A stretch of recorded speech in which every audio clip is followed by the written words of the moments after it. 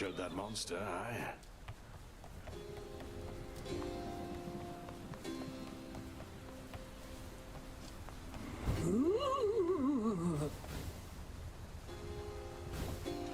Anything jump out?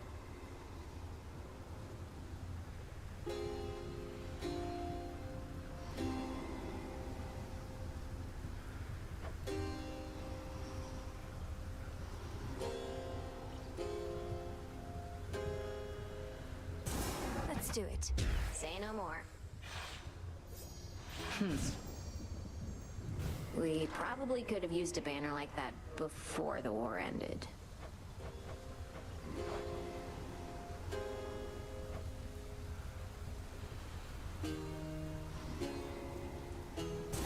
Sure, why not? Yes, ma'am.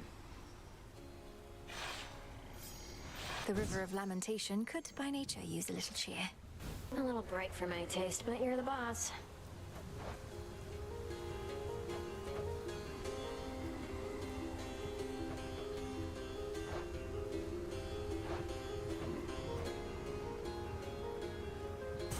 Next renewal. Yeah, why not? Seriously now. Figure this thing's empty, but haven't bothered to check. This night is ours.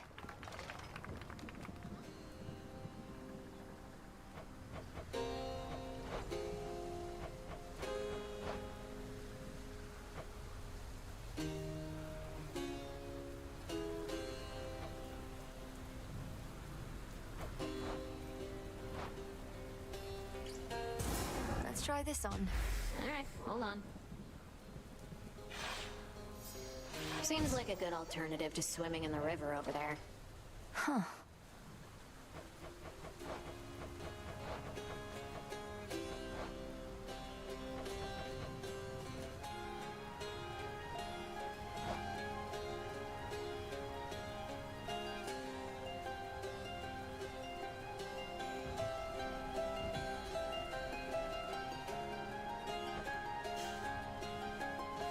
Hello, friends.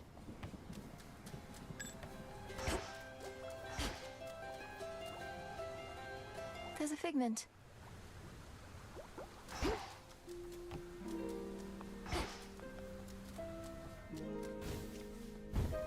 State your bidding.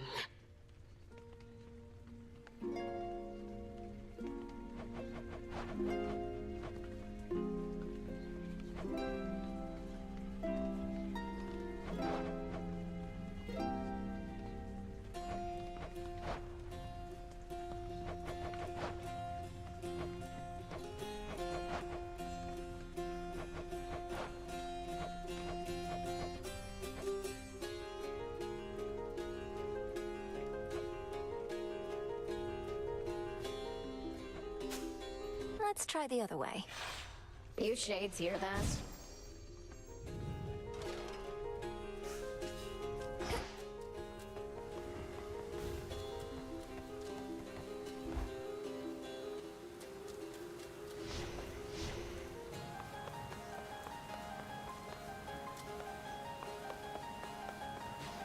Ignium.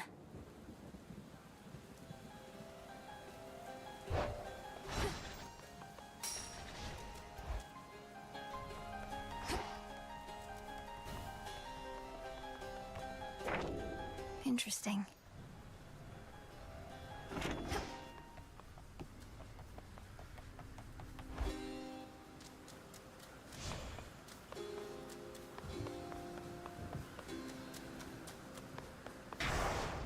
There's fear in the air.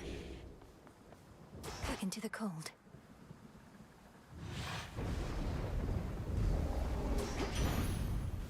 Raining again. Have a chat with Hera, with Queen Hera, I should say, about how maybe we can all go easier on Heracles after all this. He ought to put down that big club of his and have a good long sit.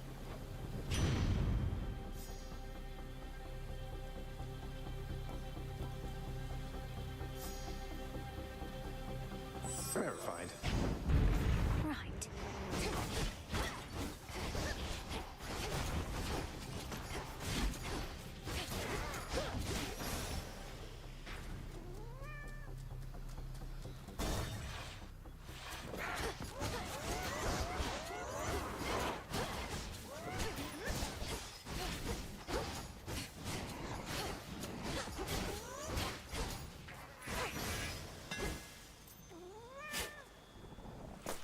seeds.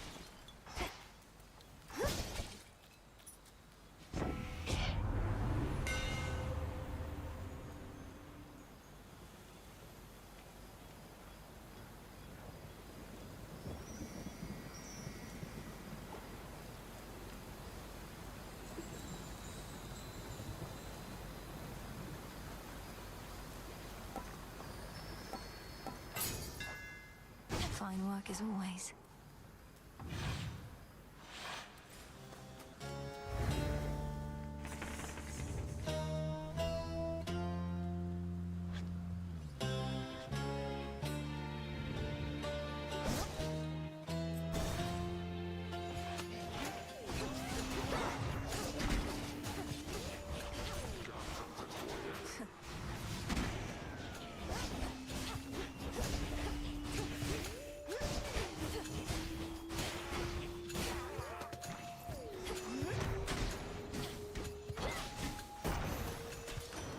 He's back. I would like to know my niece's many things, such as just how did devious Prometheus slip from his bonds? Ah, these titans. We can't seem to get rid of them for good. But we can douse the flames they stole at least.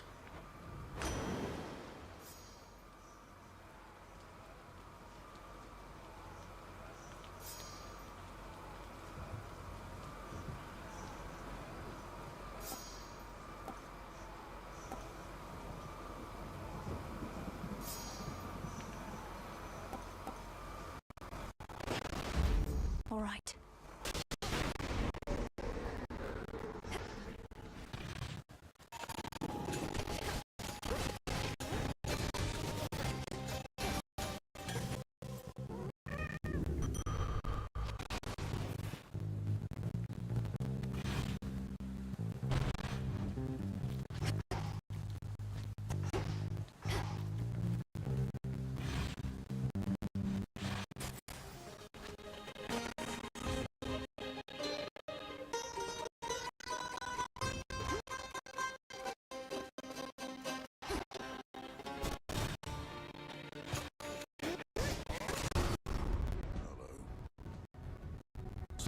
Just remaining far afield of me at all times, which they come.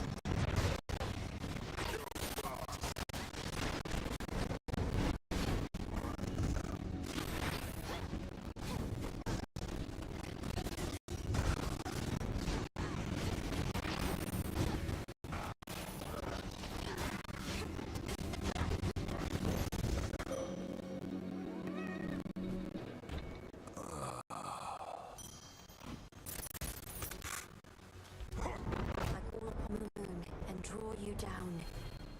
I always would illuminate your journey to the mountain of the gods. Which suits you?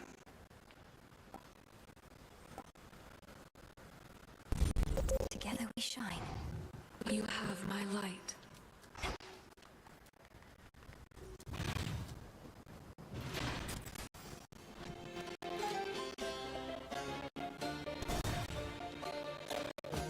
I do on her.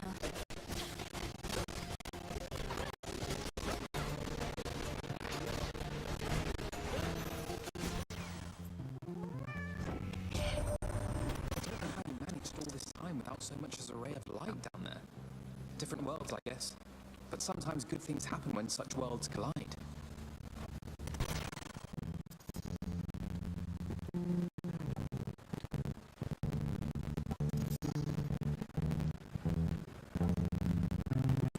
You got it.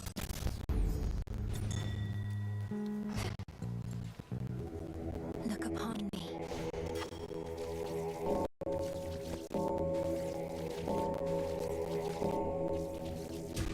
Rest easy now.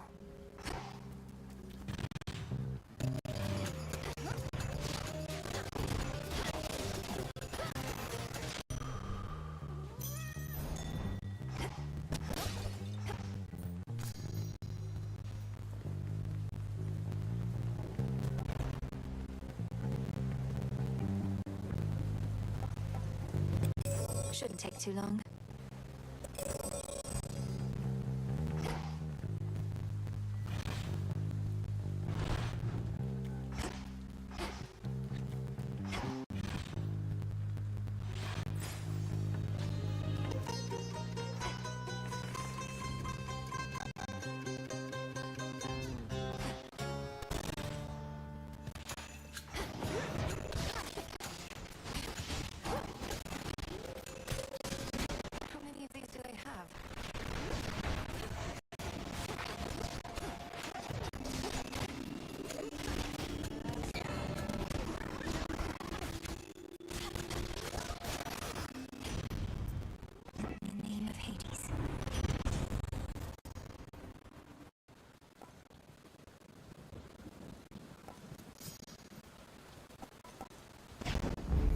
greater might.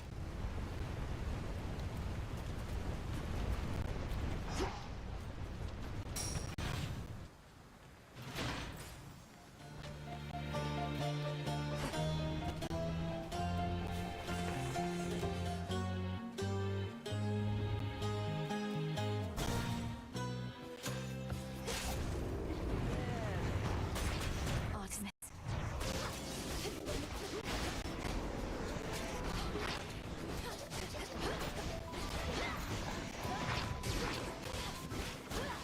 Easy target.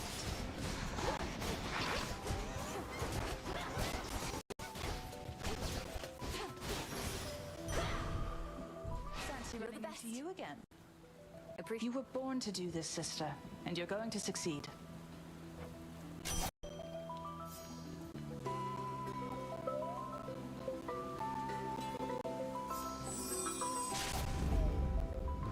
See you.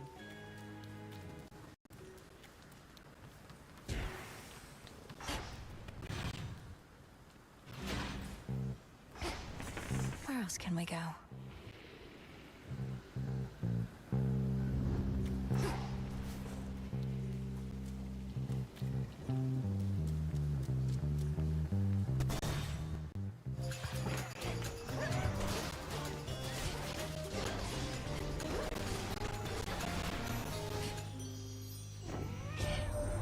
True love may be eternal, although passions tend to fizzle out. So it is with all the blessings we bestow. As love requires nourishment, so must our faith in you be reinforced. Like so.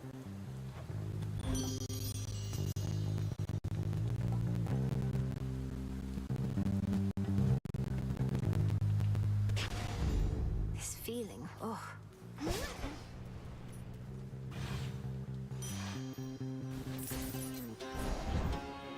What's good here?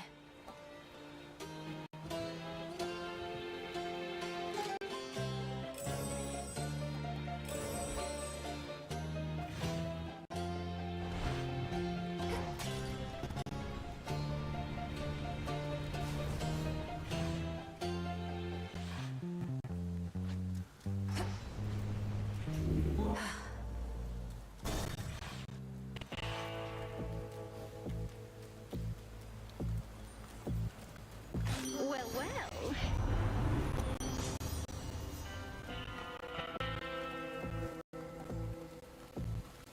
Sure. Oh, good. You want to end up like my sheep, you keep this up.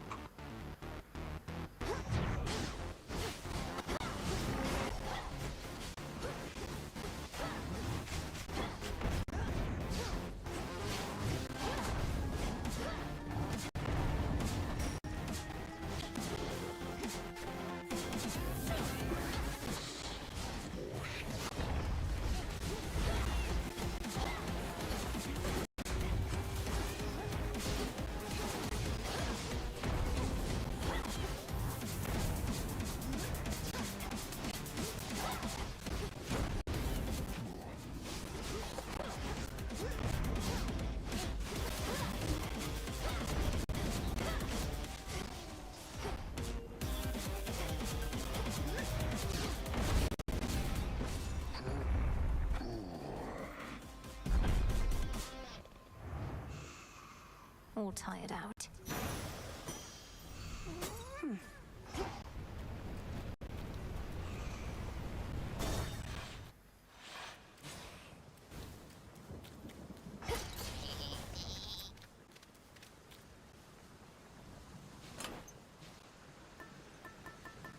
The stone.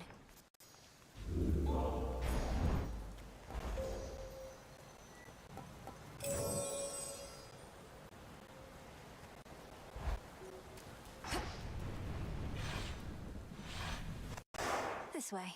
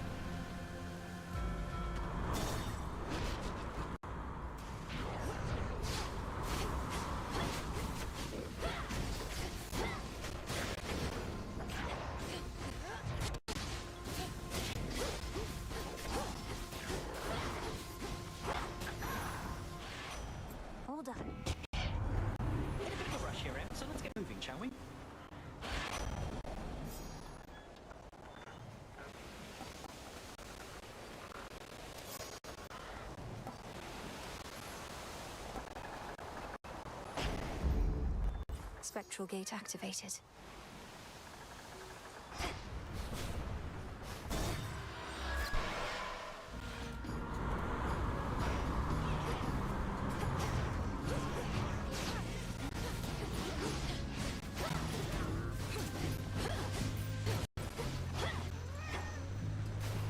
This way.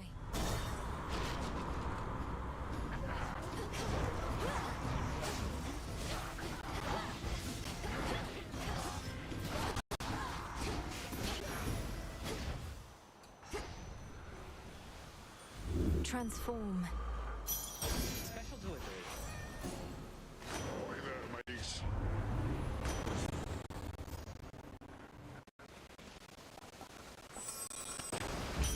Adequate. High bounty.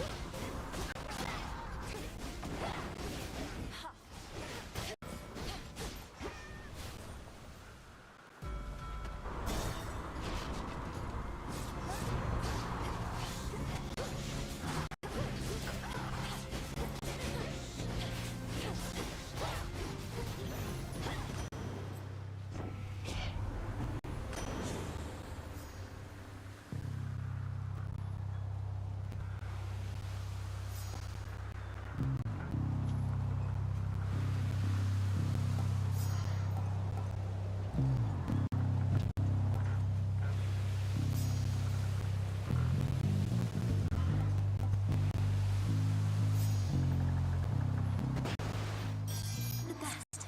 The best. The best. Choose your path.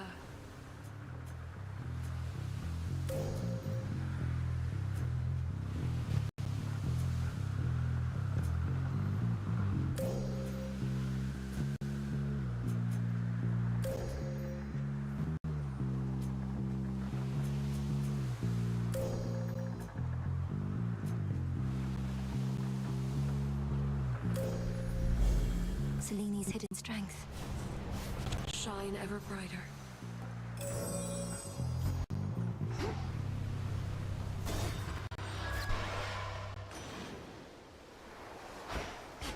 The welcome solitude. Hear me, on my authority.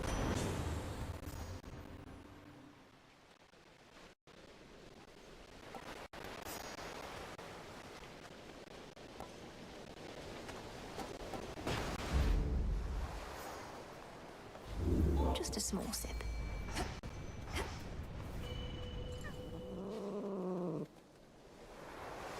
Come on out. Excellent catch, Tila.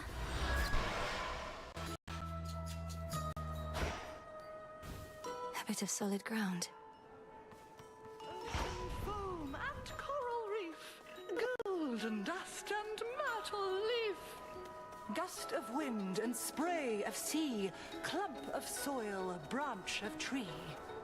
Bit of toadstool, claw of cat, heat it, stir it, that is that. Is that who I think it is? Oh, I ought to have some sort of salve, potion, or poultice here that suits you very well indeed.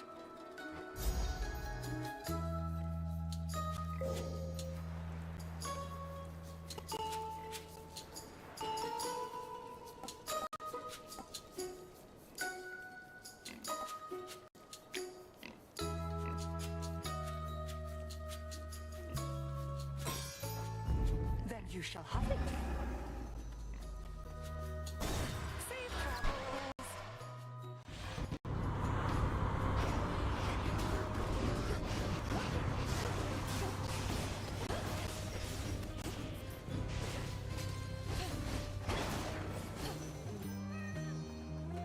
Faster.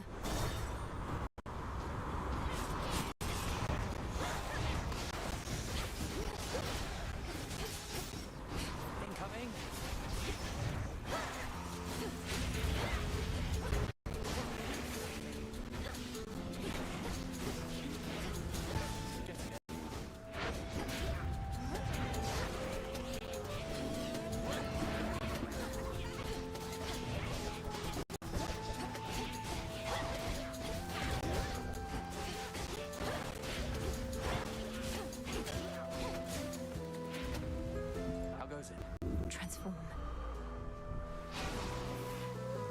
my father rather recently in all of this. I thought Headmistress could be stern, but so is he.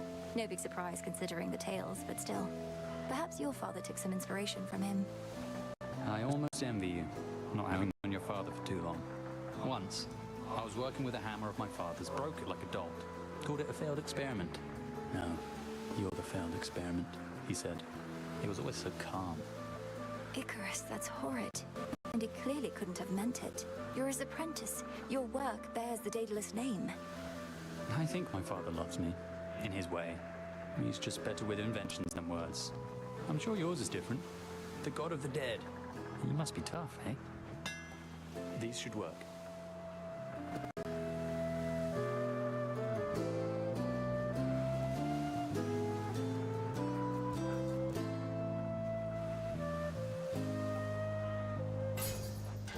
You're all set. Be safe.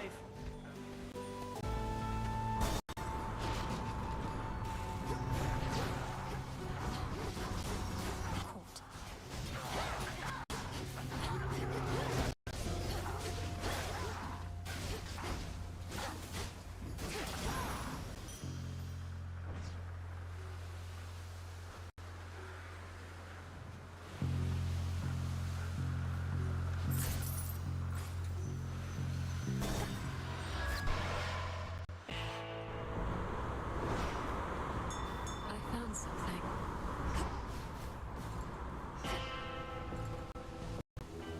Join me.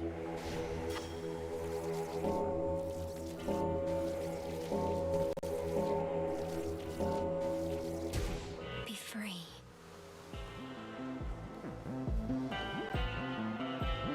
Olympus, I accept this message.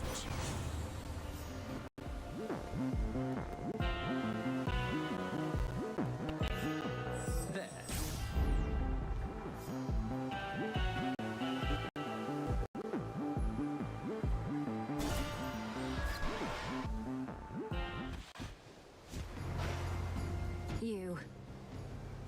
You don't look so happy to see me, babe.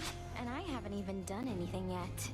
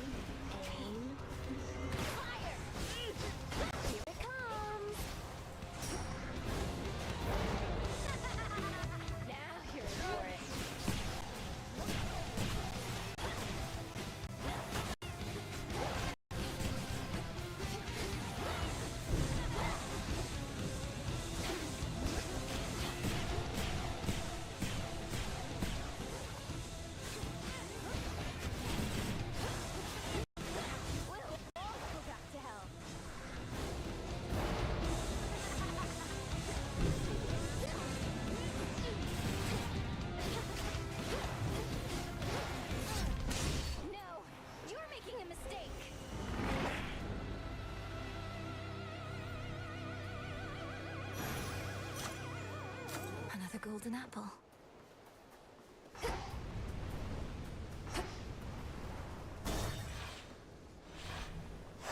That's that.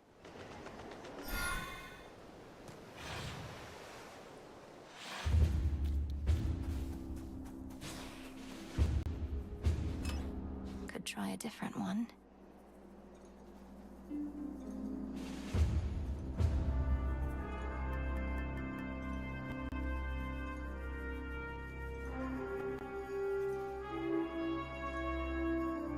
My daughter.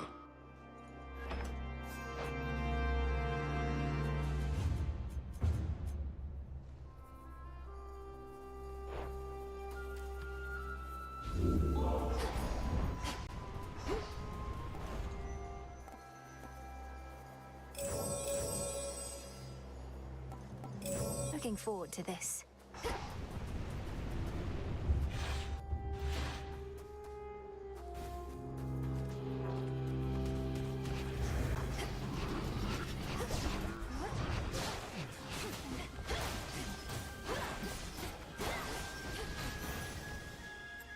All quiet.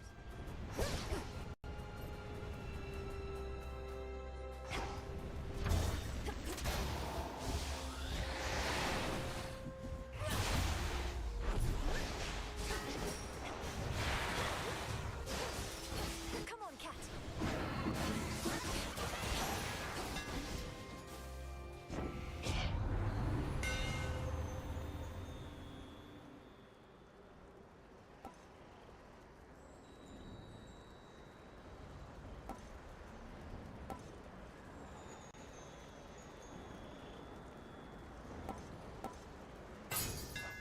There.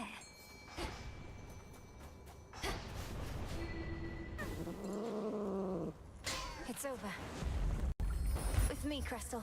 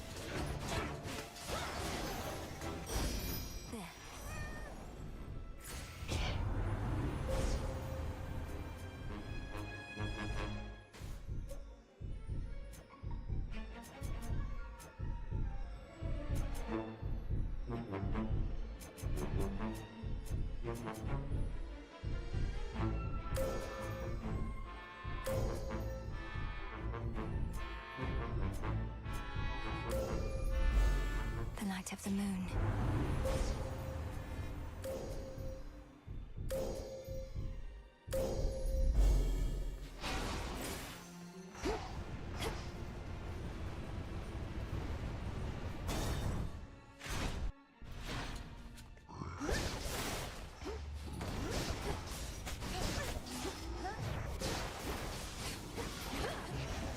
You'll burn.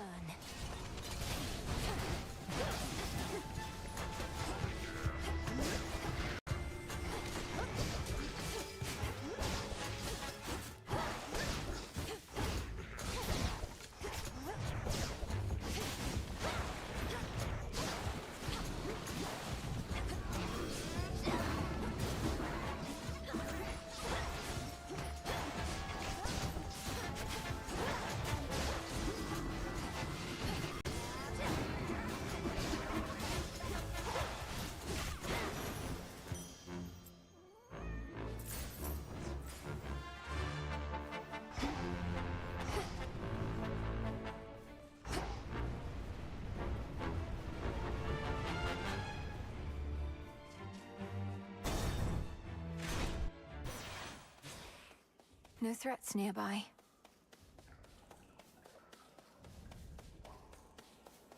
Hear me, on my authority.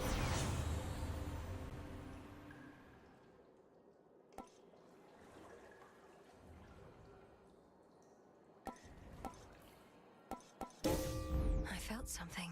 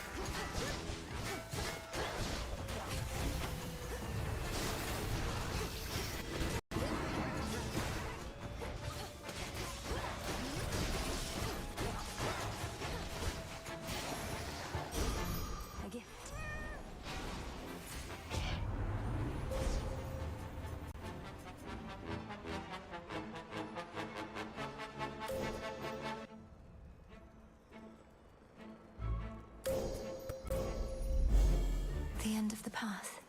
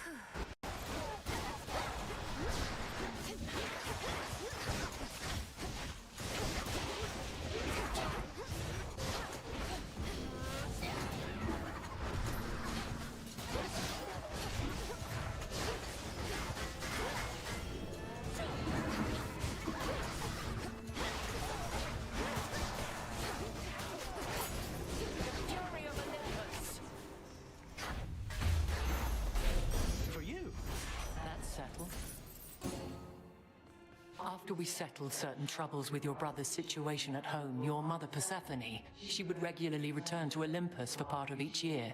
I should have trusted my instincts when one day she failed to show.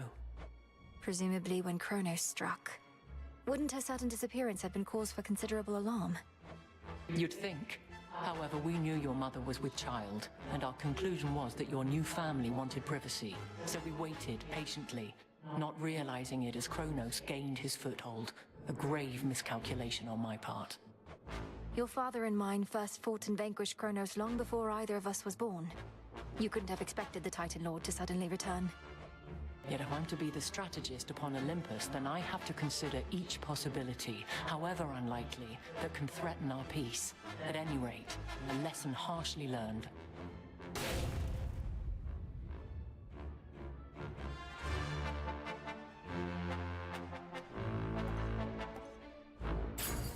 Wise choice.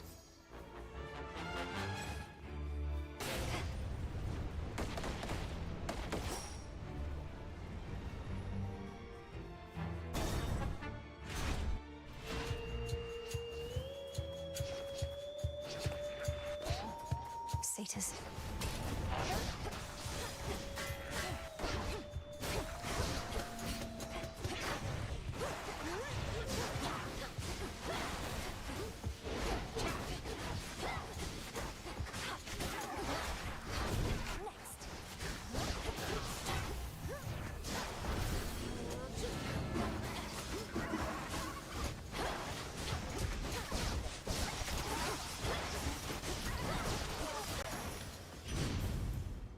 In the name of Hades.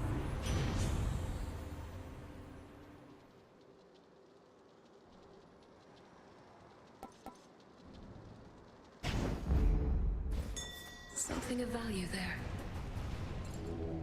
Let me show you the way.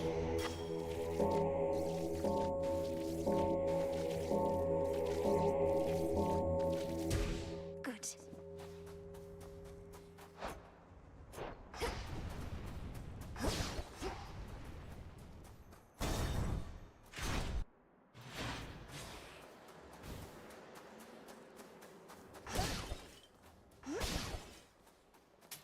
This should help.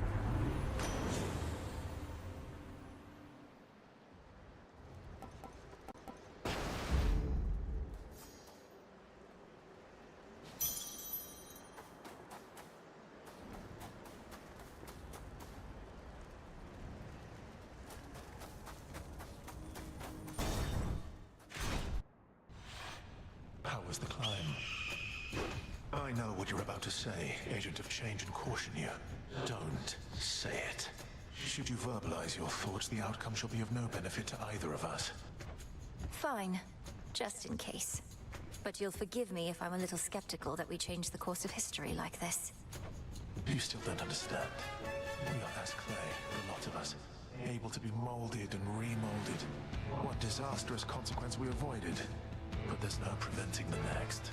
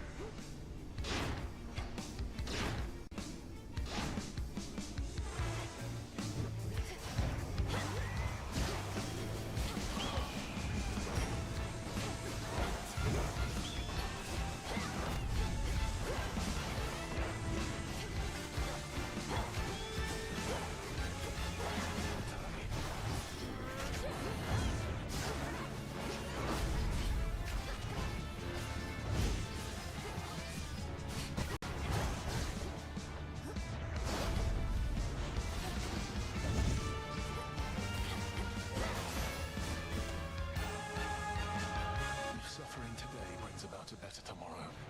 So be it. You know what lies ahead. Saw that coming.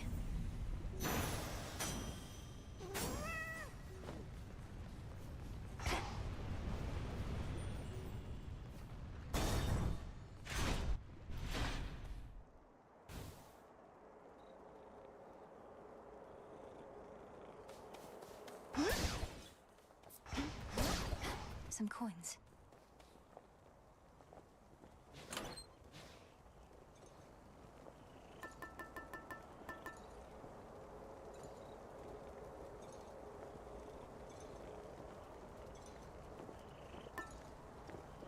Young one.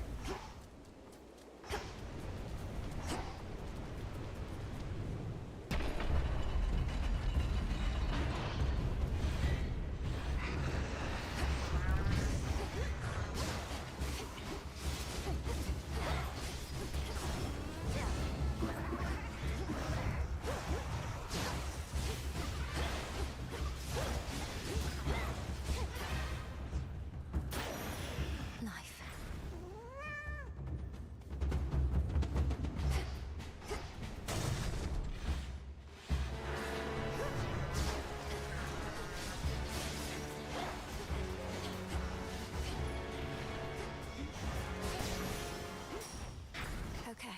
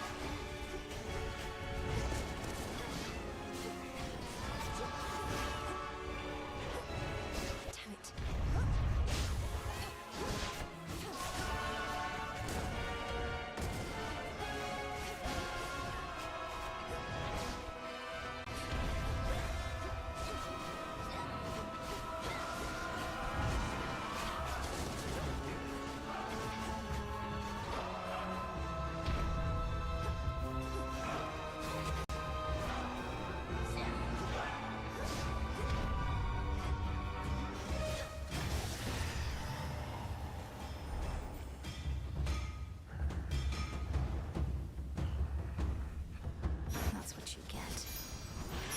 Special delivery.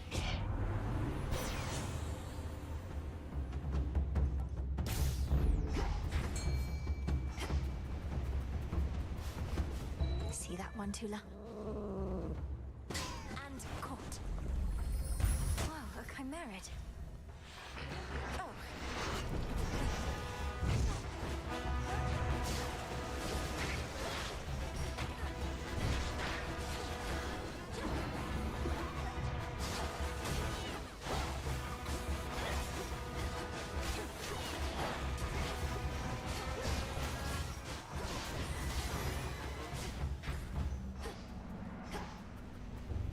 A few more floors.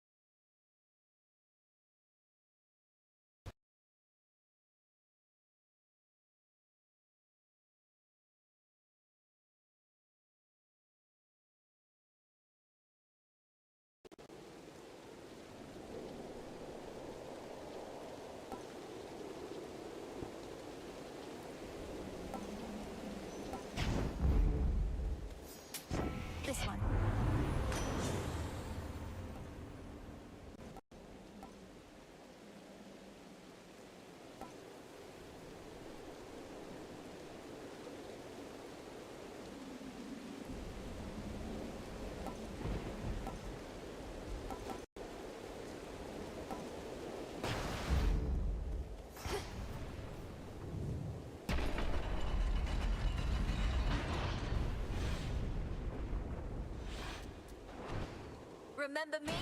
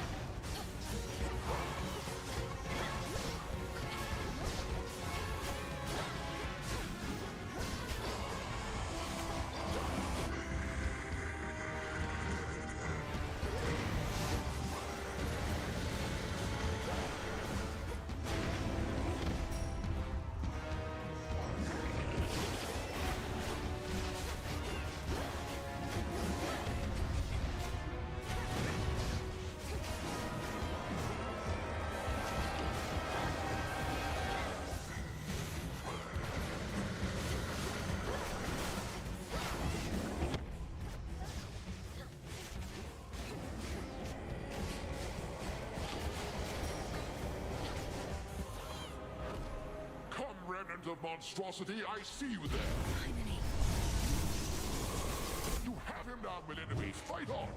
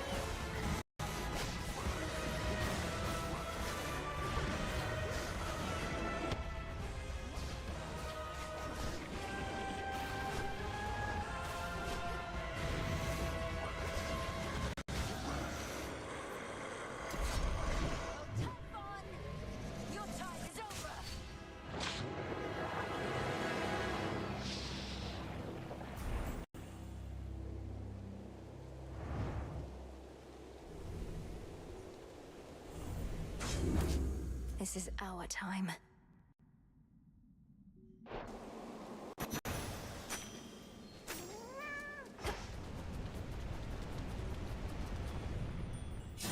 Once fearsome witch Validity surpasses all the many foes standing between her and the summit of Olympus.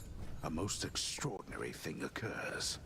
But all those in attendance made a promise not to tell a soul. It return to Shadow now.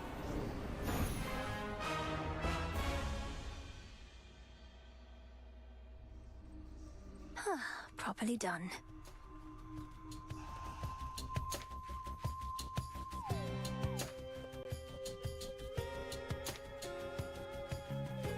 That's one fewer possibility that things will run afoul for us again. Well, you're back. Let's have a look around. The fates would have me do their bidding.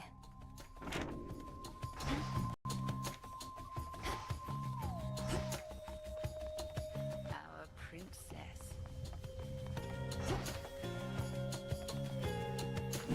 Lord Charon's gold rewards.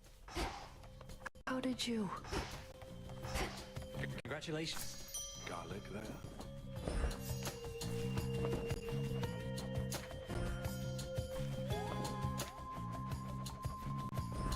Take all the time you need.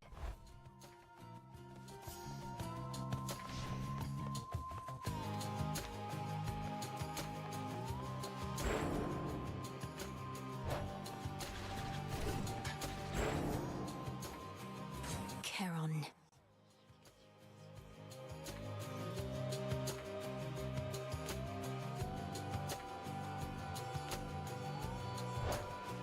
The Vanquisher of Typhon has arrived.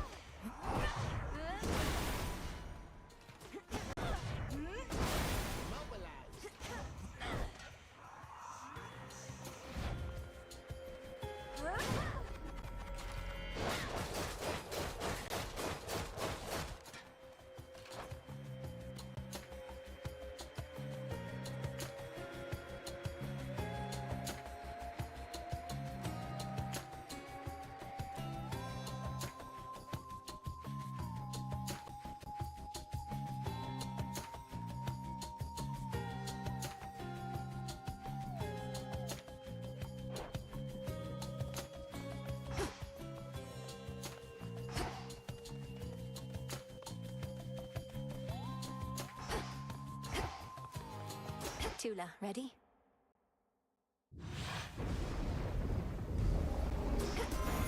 Queen Hera.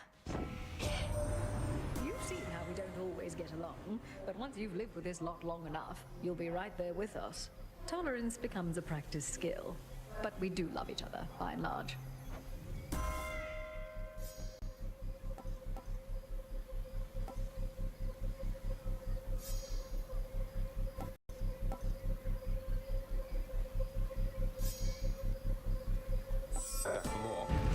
My strength reborn.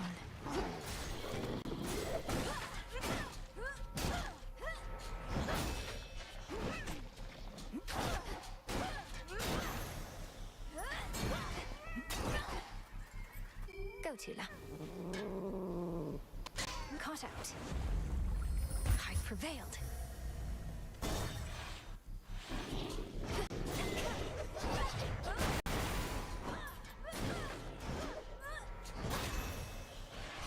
Lord Hermes. Gold coins. Only the best and swiftest service for my valued customers.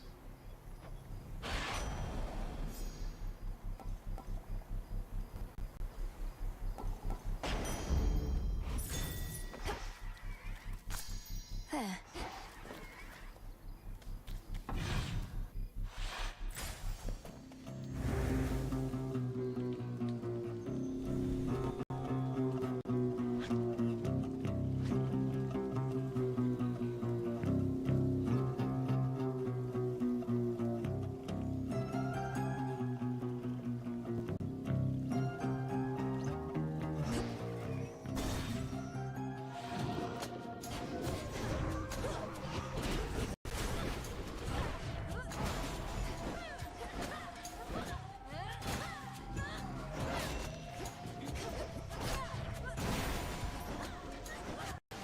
You'll be out in no time, Shades.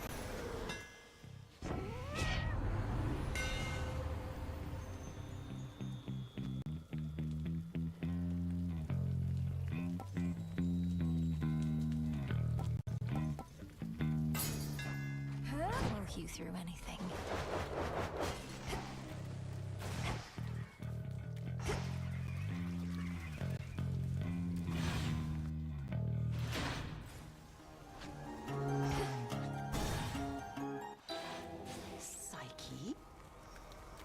A visitor. Ooh, garlic. You're always on your own, Lady Medea. Are there no family members or loved ones who could be accompanying you in your experiments? Oh, they are with me in a way, the spirits or the memories. But why suggest that solitude's in need of remedy?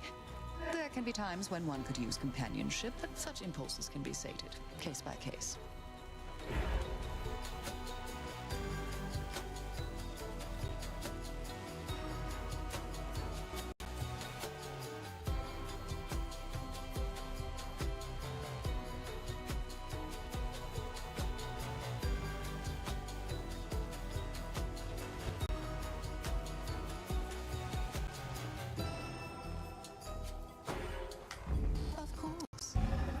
I'm grateful, milady.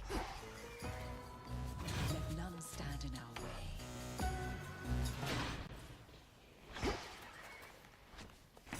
Let's get the lay of the land.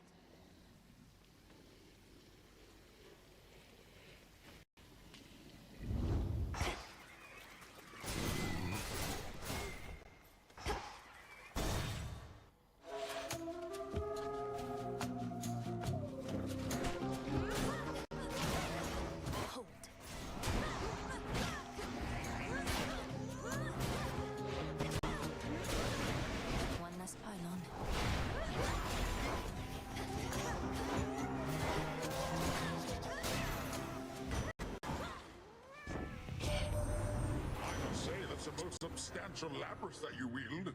The Moonstone Axe, Hephaestus says. Well, nothing bests a trusty trident. The tongs of this little fork of mine have wrenched free many a blade.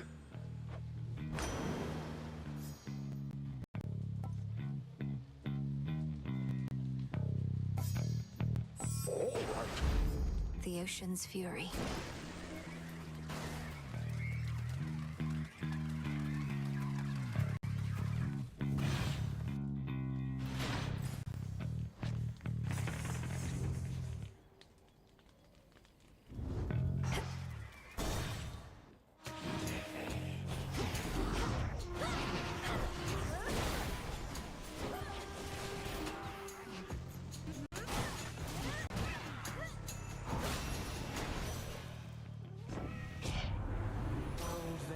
Grows deep inside our hearts.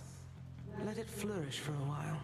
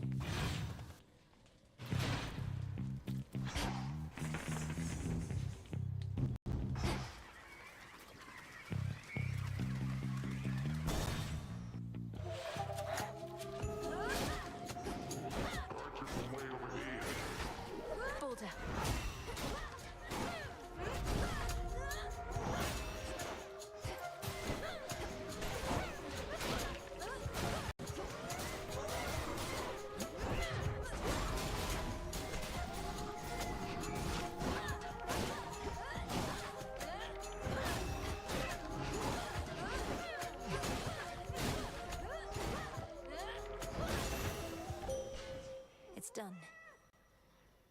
I bid you shine for me again tonight. I shine only for you now, little star. Now. Drink deep and persevere.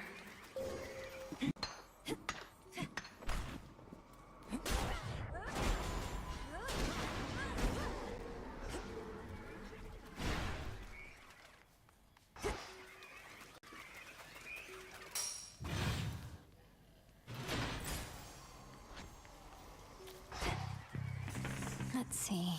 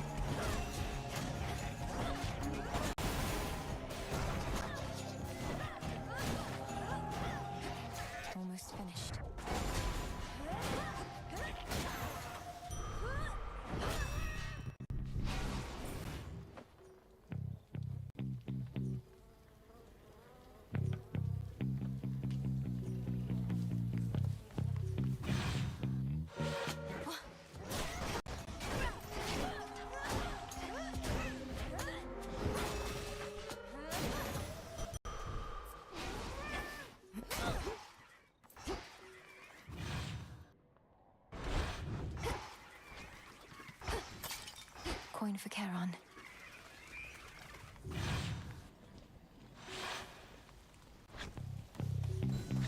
Barrier down.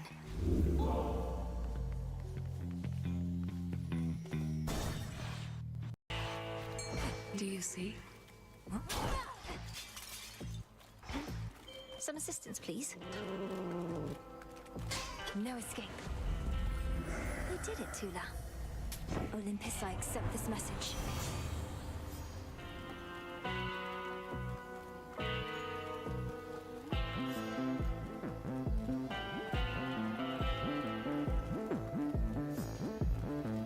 Here you go.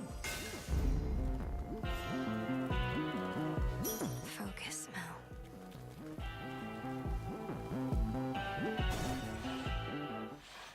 Hold it. Do remember to watch for fallen rocks in this town.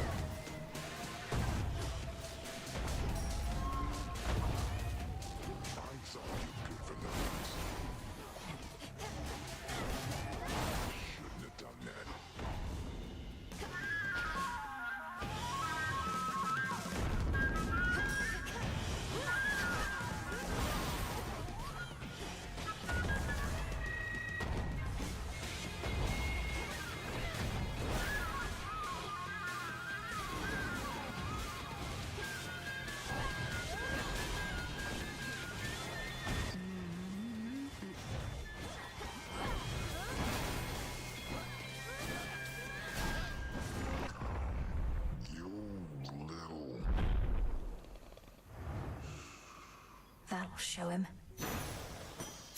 For me.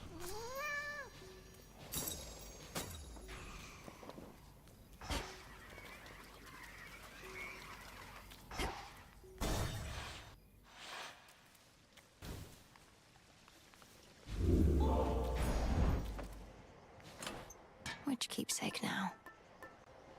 The stone. The stone. The stone. The stone.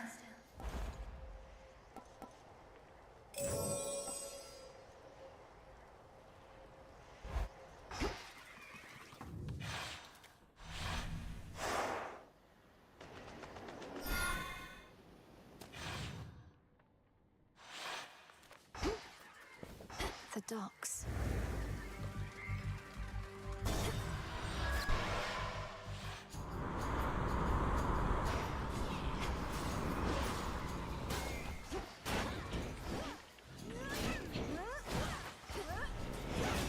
Ensnared.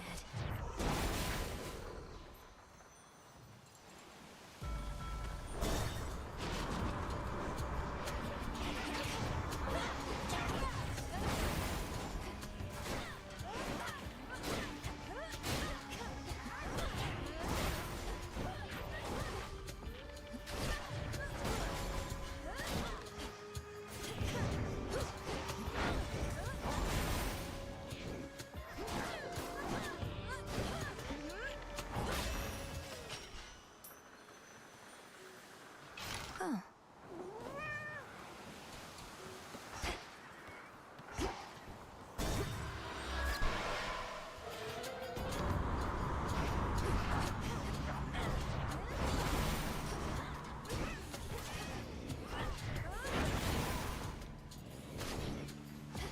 Go, Tula.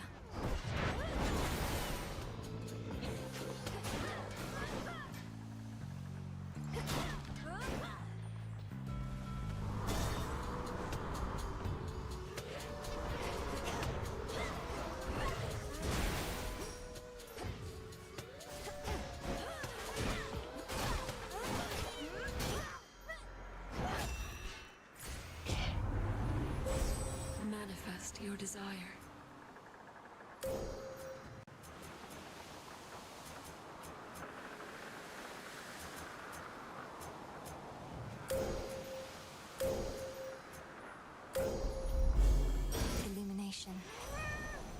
grace of night.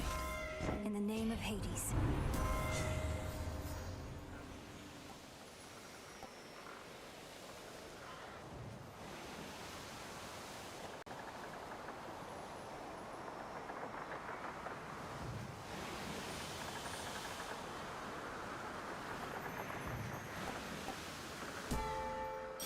Take care.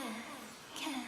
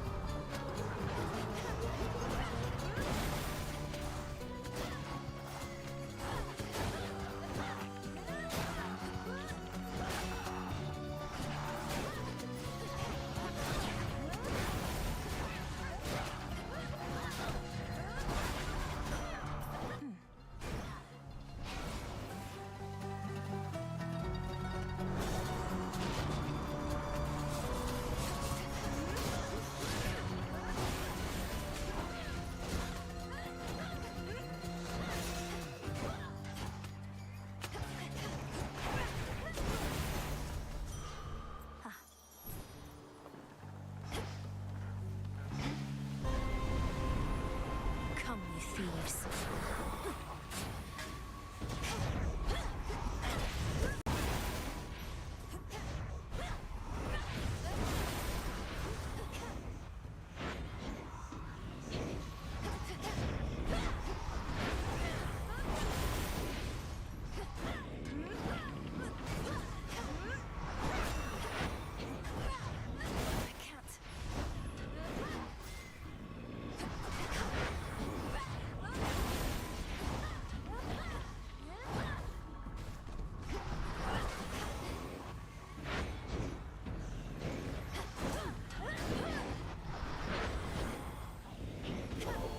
Vitality.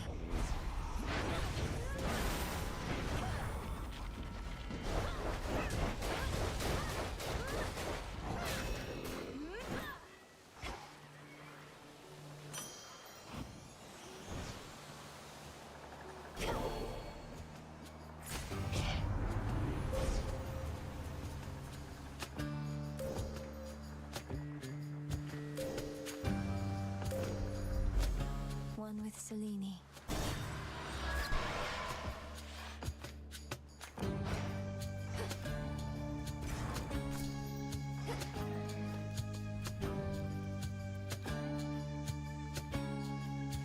Right smart of you.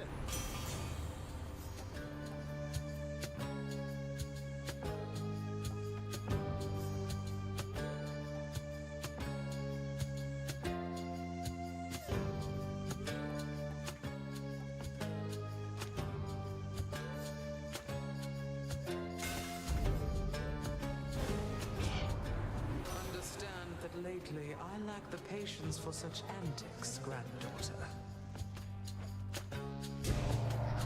We fickle gods. She wants a fight, does she?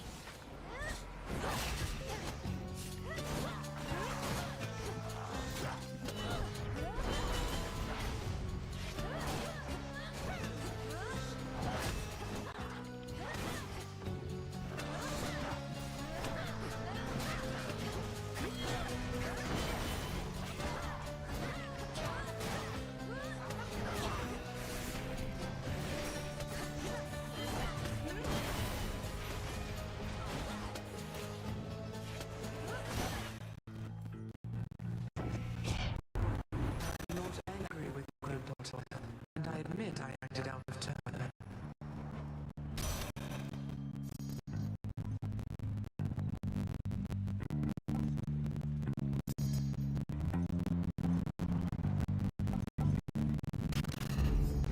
cool and brisk.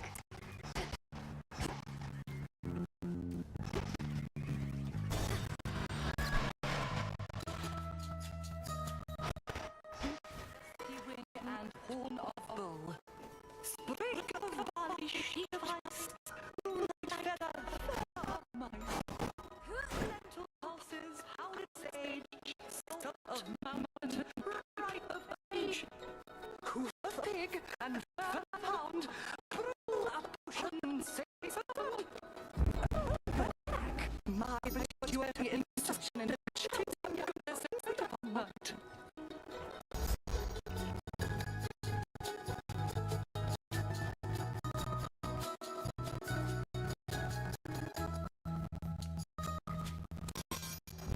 So motivating. Felt that for sure.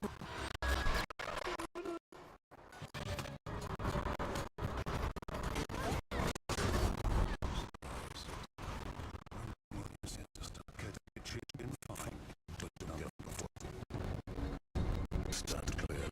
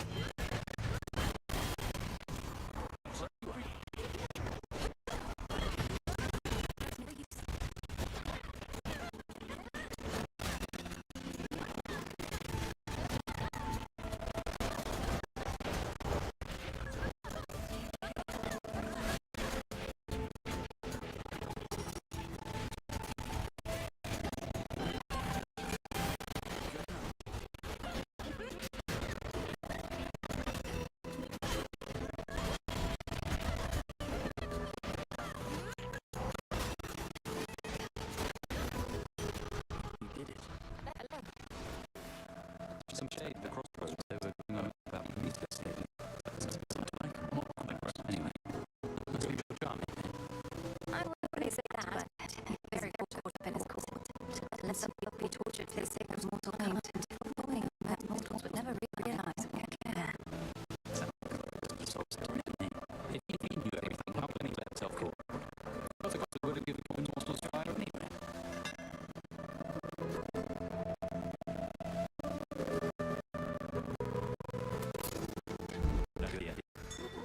There's something. I felt that there.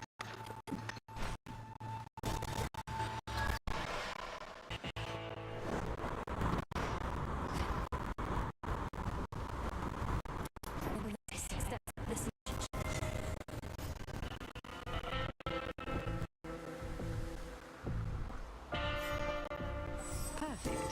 A boon awakened.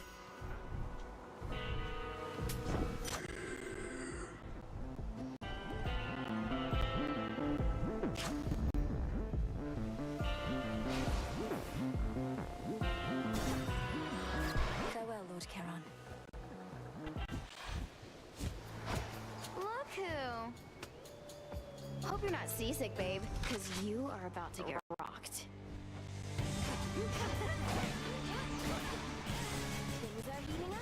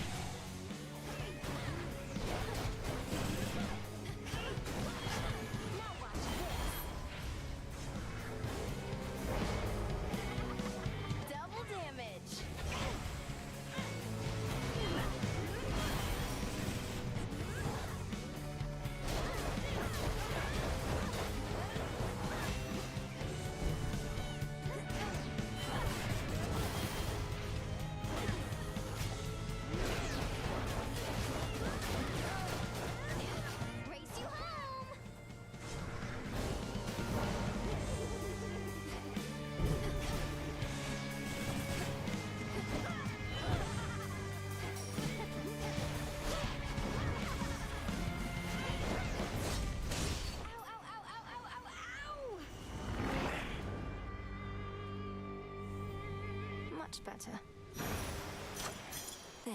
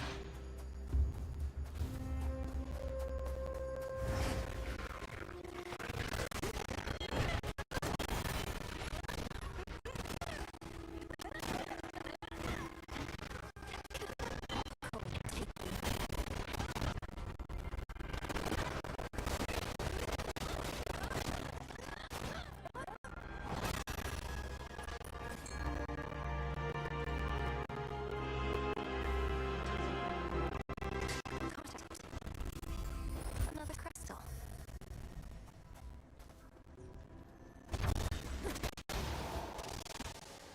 And down we go.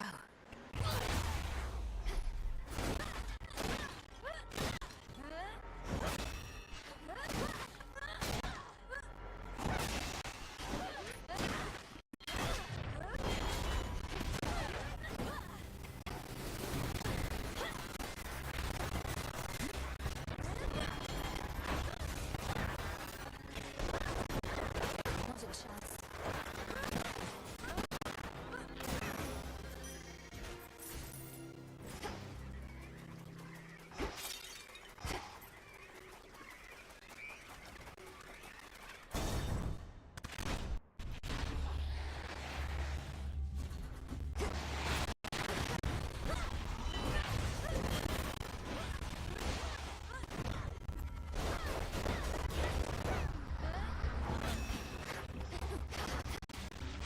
Lady Demeter.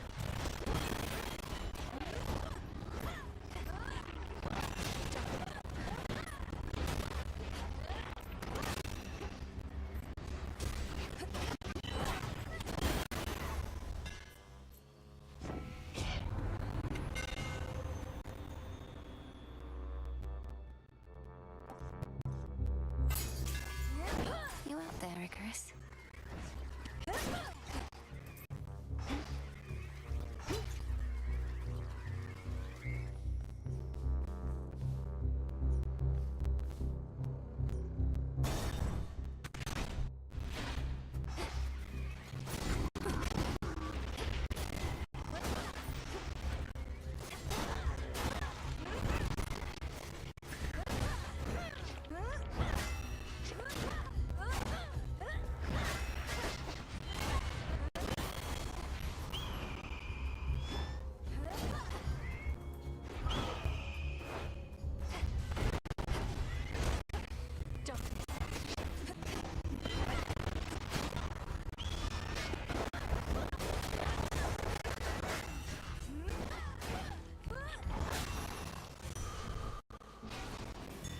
Valuable for you. Be not afraid.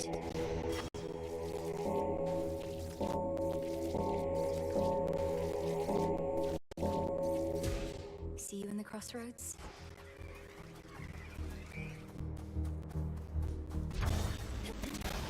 Sky Dragons again.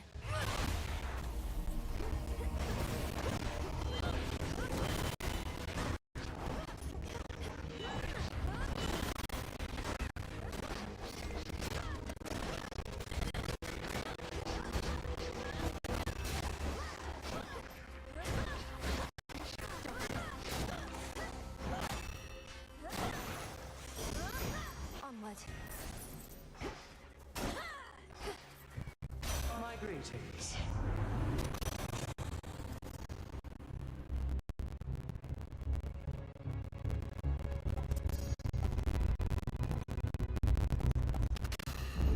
Now.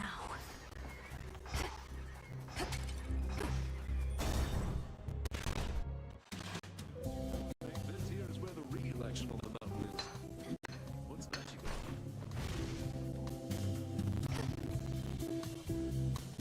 got? Hey, glad you could make it. I know there's a lot going on, but what's it all for if you can't kick back once in a while, yeah? So ease up a bit. You're here. I'm just passing through, though I truly appreciate your hospitality. Perhaps if and when all this is finally resolved, I can kick back, as you say. Oh, I'll hold you to that, if I can remember you said it. For now, though, cheers to your success and all, and may your warring wrap up peaceably and soon. One of these?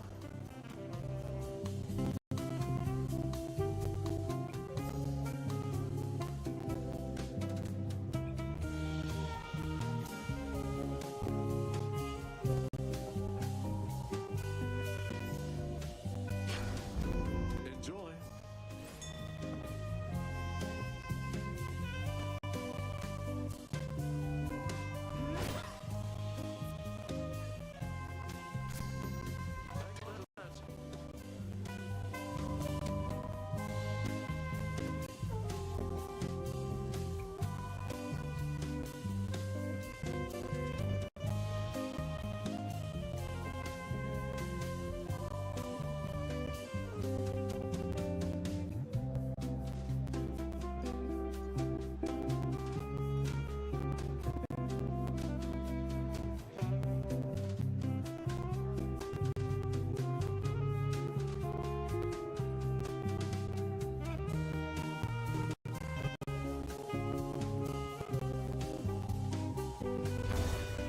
Taking off.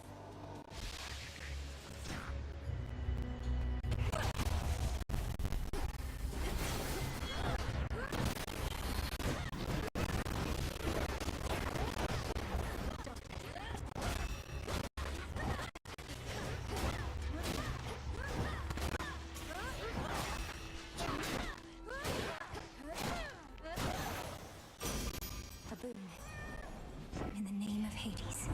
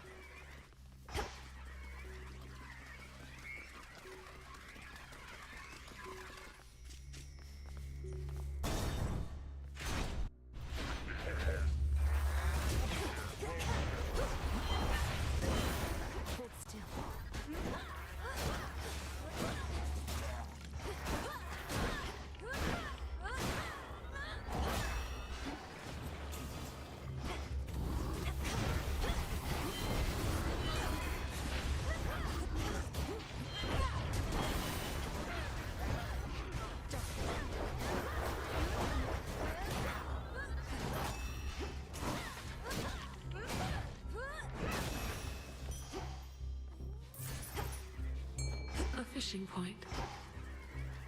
Tula, go for it. And caught. Looks like a pillar top.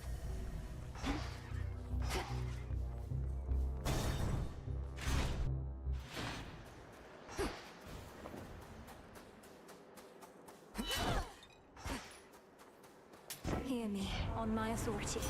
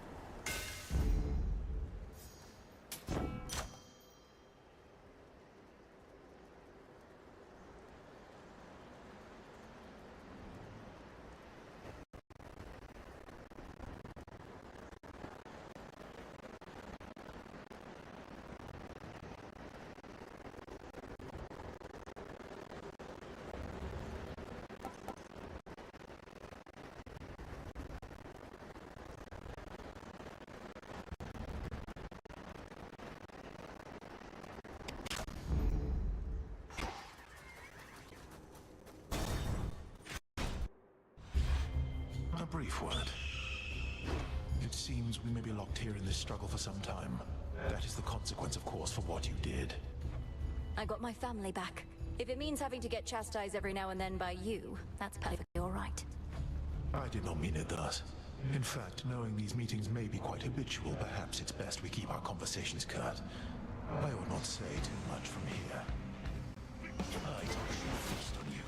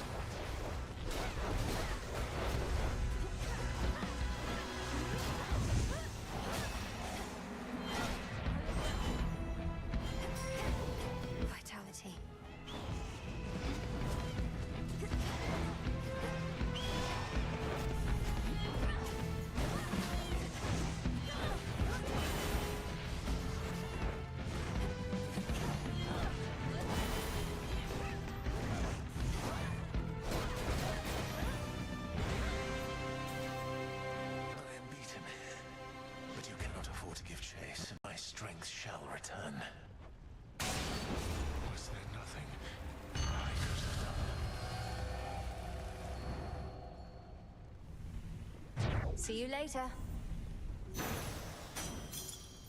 Gemstones.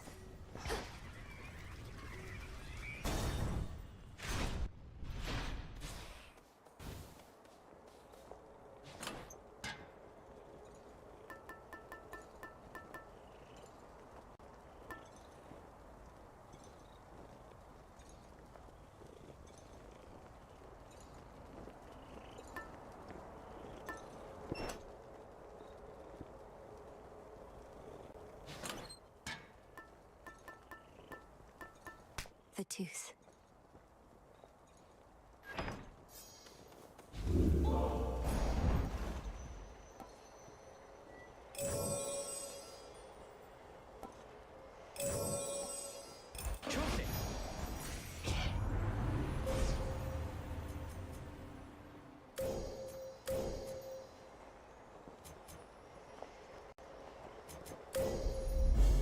Your path has led to Poseidon. Another time.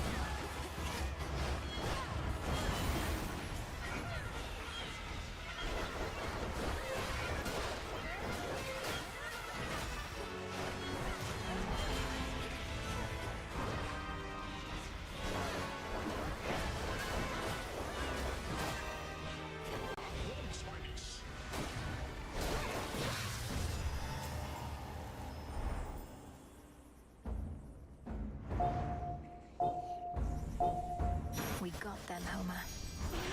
Special delivery.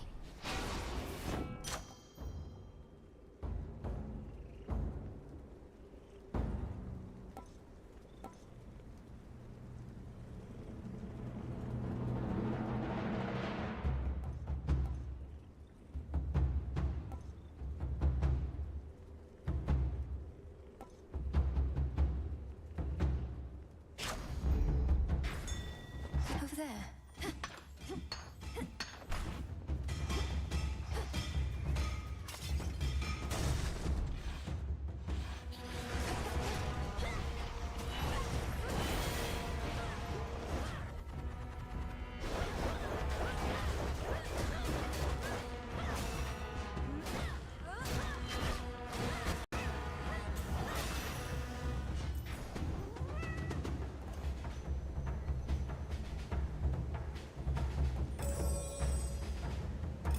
I need this right away.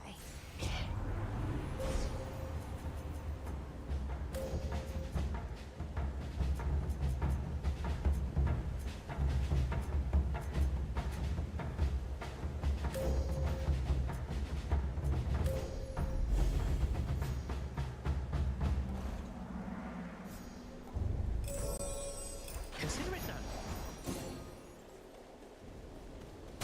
Next floor.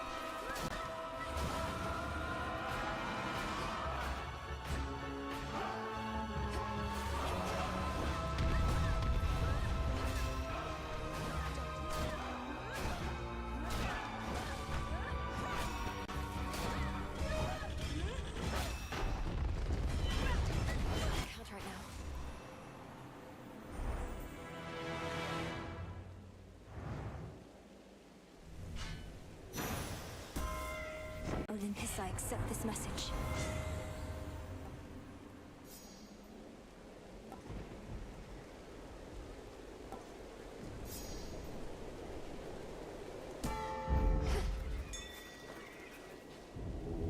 Join me.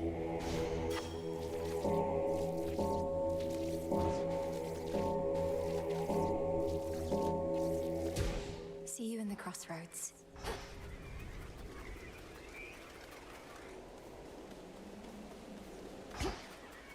Nearly there now.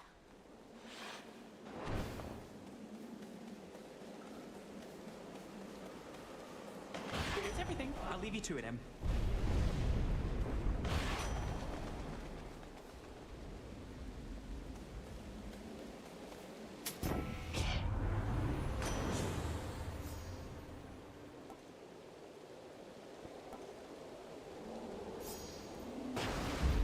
Yes. In the name of Hades.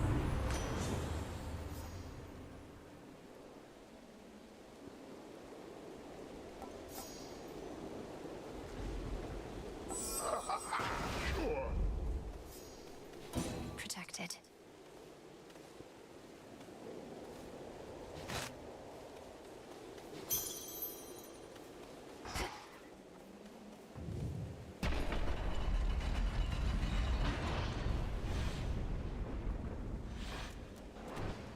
Show yourself!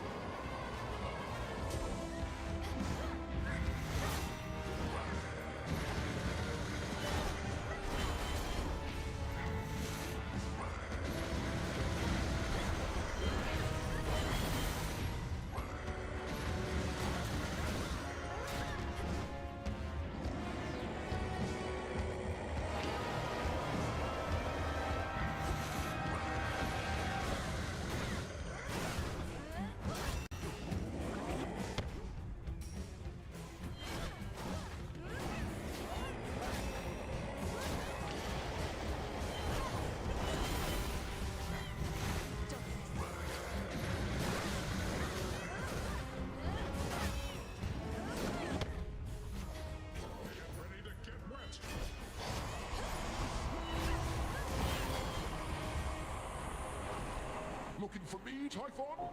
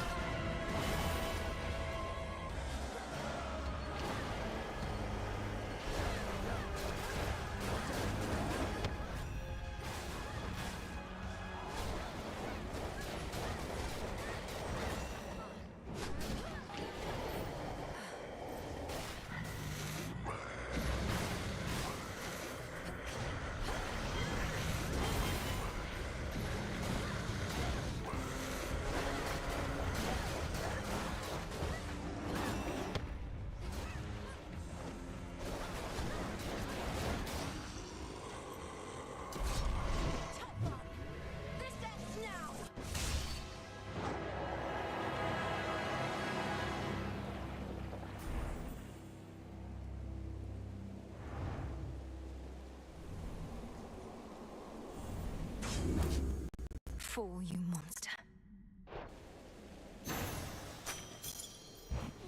Gemstones from the earth.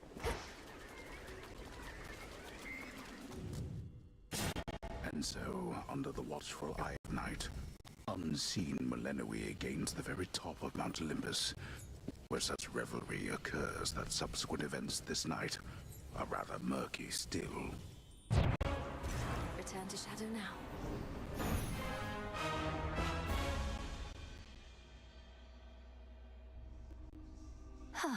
We did it, Phrenos.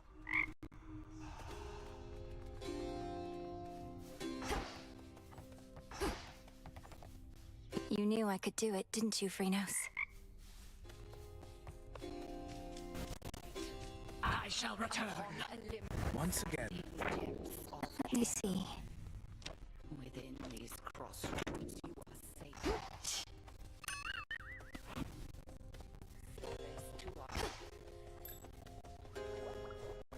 Soul Belly lying in wait. Together, let us rise above our flaws. So mote it be. Continue. More olives. Here you'll grow strong.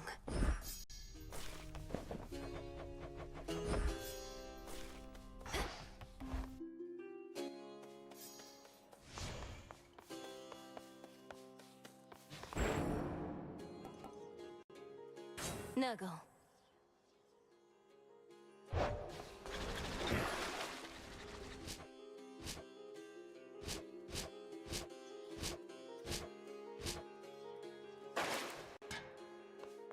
There's no way she could. Such strength.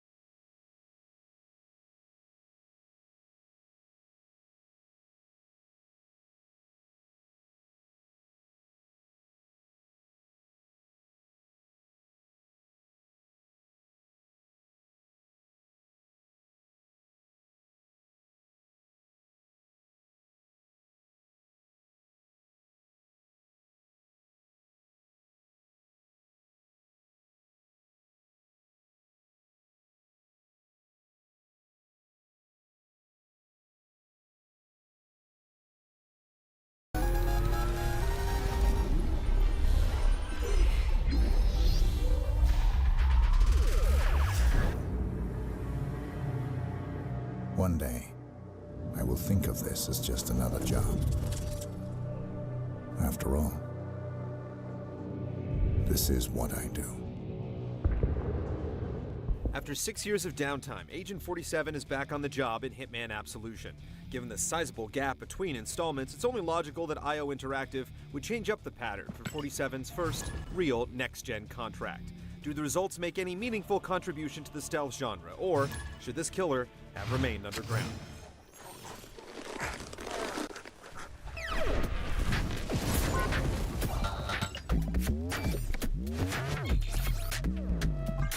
Pour me a coffee, asshole! All is not well with the agency. Agent 47, the series' perpetually grimacing protagonist, is charged with killing his former handler. It should be just another job for this man without a conscience, but think again. When things fail to go exactly as they should, the silent killer goes on the lam, evading the clutches of a vast conspiracy, while simultaneously working to dismantle it hit by hit. Go with God, motherfucker. Hitman Absolution is heavy-handed with the cutscenes, and it's not a good look.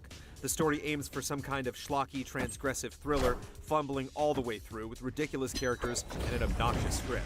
Slumming it is a voice cast full of notables including Steven Bauer, Vivica Fox, and Tracy Lords. You get the feeling that the story is an all-in proposition for IO Interactive. It's unfortunate that it's good for a little more than some laughs at its expense. Tough guy? Stop it! Come on, man, you tough guy?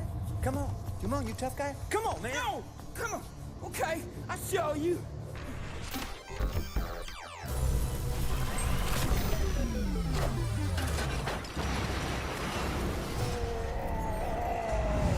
Agent 47's quest for absolution takes him to all manner of locales amenable to his deadly trade, from bustling city streets where he's just a face in the crowd, to much more confining precincts where a single suspect move could raise an alarm, and a subsequent speedy checkpoint reload. The best levels in the game are the wide-open ones, where you have a measure of choice as to how you'll take out your targets. These usually involve a surreptitious and exhilarating casing of the joint in order to identify where specific designer-designated accidents can befall your quarry. Levels with more prescribed paths are much less enjoyable. Apart from downplaying the elements of exploration and improvisation that make for Absolution's strongest moments, they often put you on a collision course with the game's incoherent AI.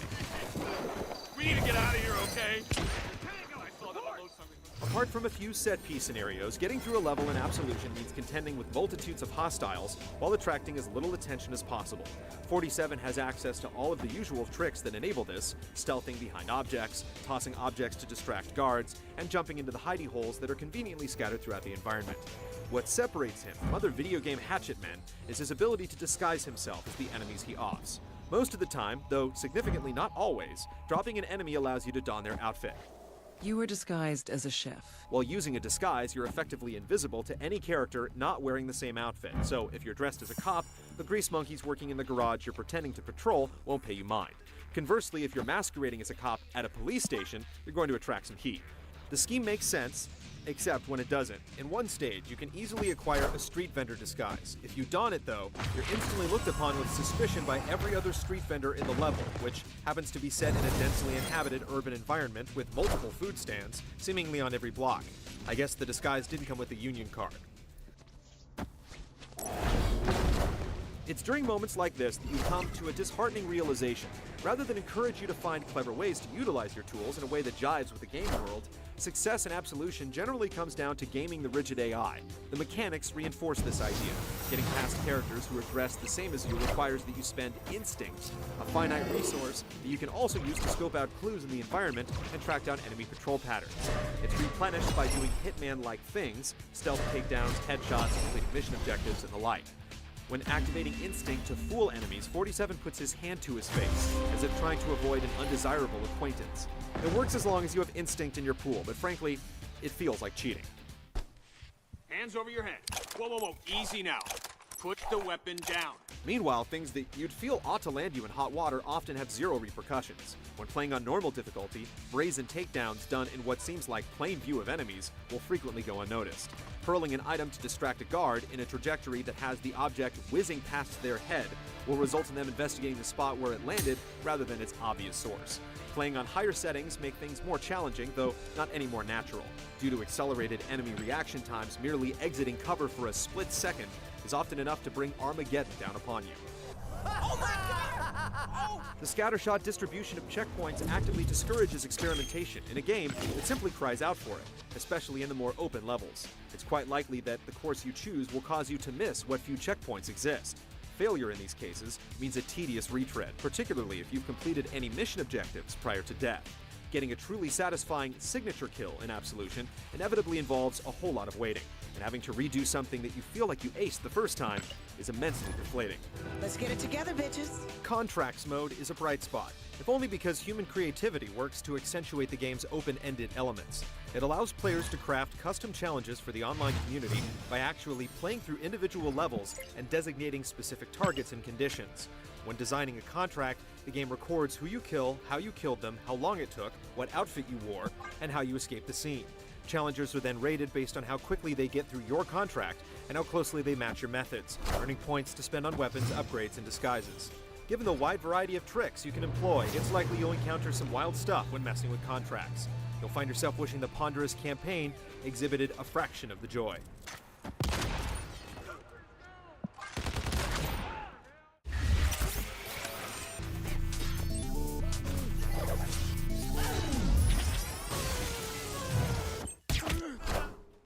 As a killer with a perfectionist streak, Agent 47 lives and dies by the numbers.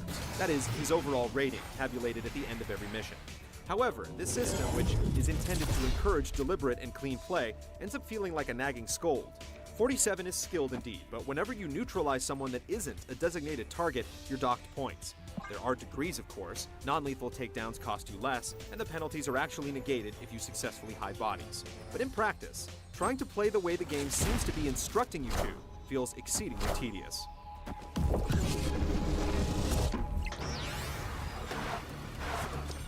.47 enjoys the standard repertoire you'd expect from a stealth game protagonist. Stealth takedowns come in lethal and non-lethal varieties, and if you have a silenced weapon or environmental object equipped, you'll use them to dispatch foes. Be careful when performing ranged stealth kills though. Some objects, like knives and screwdrivers, will have the expected lethal effects, but if you try hurling a brick at an enemy's head, you'll just startle them. Hey! You also have a foolproof human shield maneuver for when you're discovered, but by the time enemies have eyes on you, it typically means you've botched something. At best, you're in for some awkward, quick-time fisticuffs. Finally, firing weapons as a whole feels loose and detached, and even more so when you employ 47's instinct-powered point-shooting ability. You'll be hard-pressed to find an execution mechanic that feels less impactful.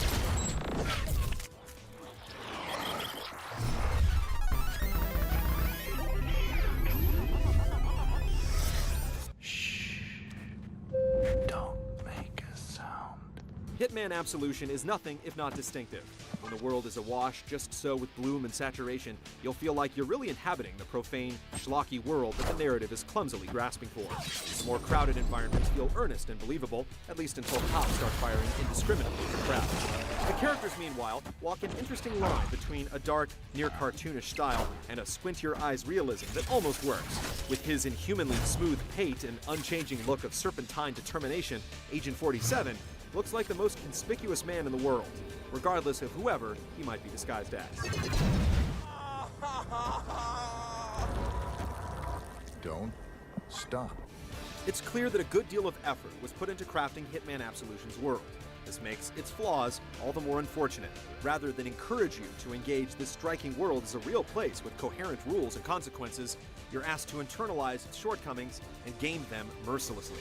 When it truly makes good on the open-world stealth thing, it certainly has its moments, and nowhere is this more evident than in the contract mode. But even in these cases, its flaws are merely papered over. If you mean to accept this contract, bear in mind the numerous potential complications. Go back to your dirty place and shoot yourself! Go away! Go away! Go away!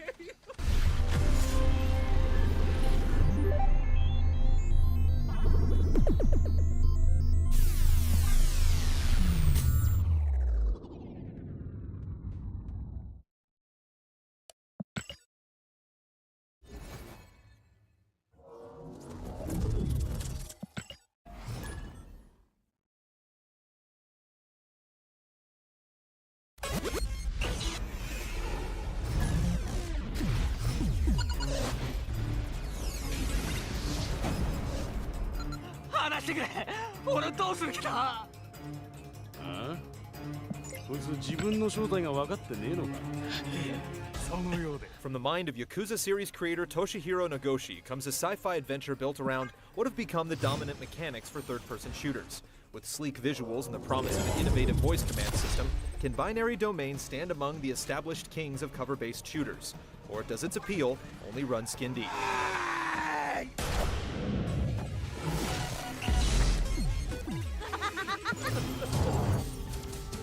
Without backup? Trust me. In Binary Domain's world, robotics technology is commonplace, with the industry fully controlled by two rival companies, the Japanese Amada Corporation and the US-based Bergen. Tensions rise between the two when a humanoid robot called a Hollow Child causes an incident at Bergen headquarters. In response, a squad of international robot technology agents, led by protagonist Dan Marshall, is covertly deployed to Tokyo to investigate Amada's potential involvement. Welcome to Japan, brother. Although the setup and initial development seem to have interesting implications, the delivery suffers considerably from Metal Gear syndrome. Players are frequently turned into viewers, asked to endure cutscenes that aren't shy about surpassing the 10-minute mark. It's interactive storytelling at its most inept. One cutscene ends only to have another begin after just a few seconds of gameplay. With these frequent missteps, the potential for an intriguing sci-fi tale is inevitably lost under your squad mates' weak story arcs and cheesy dialogue. Oh man, that's a lot of scrapheads. They're packing heavy artillery. That is not heavy, monsieur. What? This is heavy.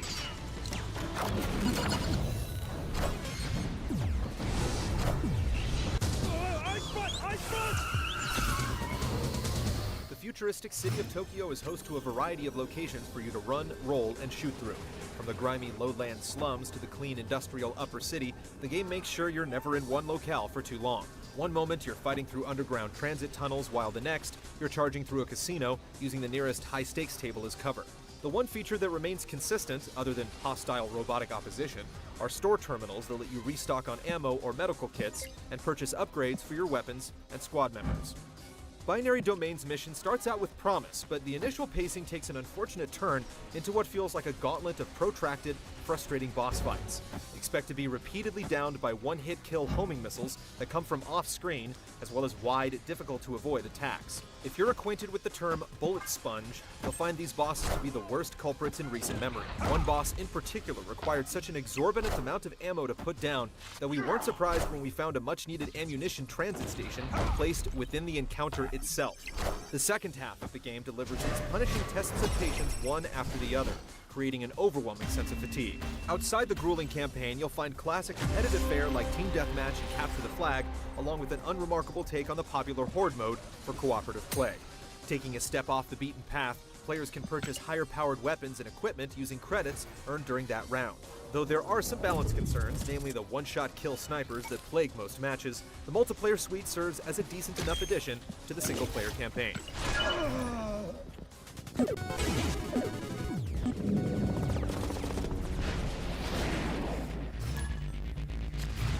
Those familiar with cover-based shooters will have no trouble jumping into Binary Domain.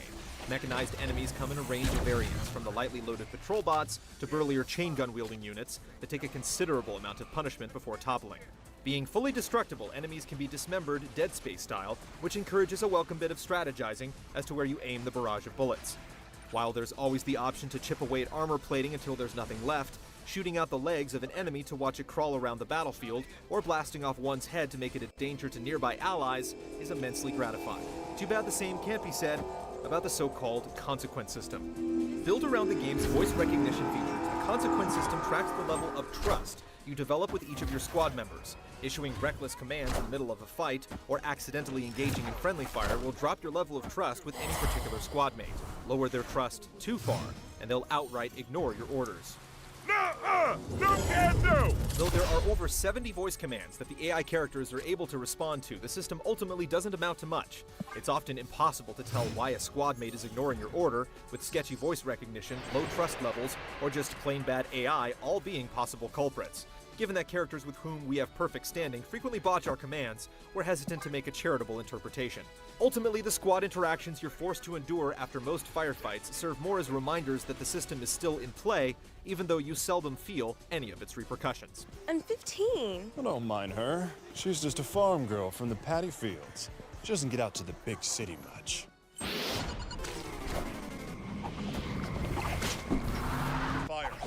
fire! They're not Japanese! Though you'd never call it cutting edge, the environments and animations that bring Binary Domain to life are memorable nonetheless. The environments embrace the cyberpunk aesthetic, resulting in a believable rendition of a futuristic Tokyo. If you pay attention while the lead is flying, you'll catch cool details aplenty, especially when it comes to the robots themselves, who have a tendency to crawl tenaciously towards you regardless of how wrecked they might be. Again, it's not going to knock your socks off, but Binary Domain has some nice moments. Yeah, I'm fine, bro. This ain't nothing.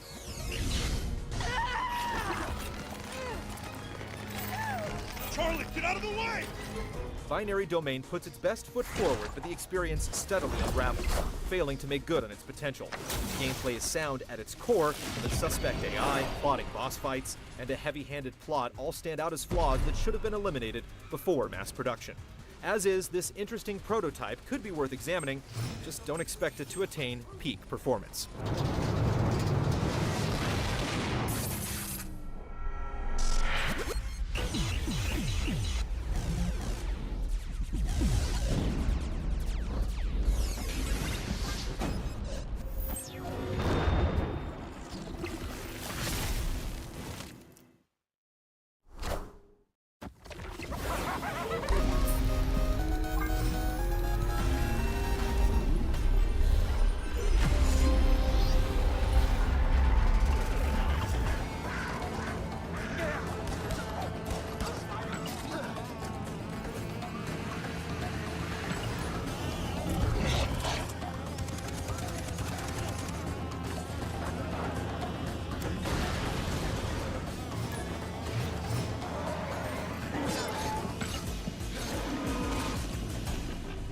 Far Cry 4 was one of the dominant shooters of 2014, and it was GT's Shooter of the Year. We've been given various add-ons to the core campaign, like weapons, missions, and modes, but Valley of the Yetis is the first expansion to enter completely new territory.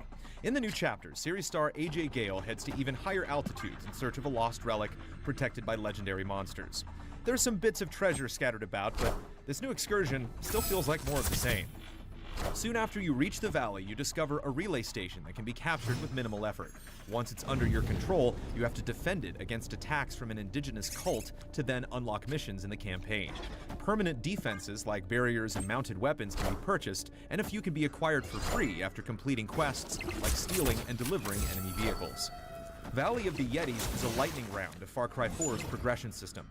Everything advances at a faster rate. You can pick up new weapons right off the map instead of unlocking them by liberating radio towers. Animal skin needed to upgrade item storage is found in specific chests instead of on each individual animal, with a few exceptions that can survive in the cold climate. The map feels smaller than the first half of Far Cry 4. Snowmobiles are added to the garage, and though Jeeps are not emphasized as much as before, it never takes too long to get anywhere.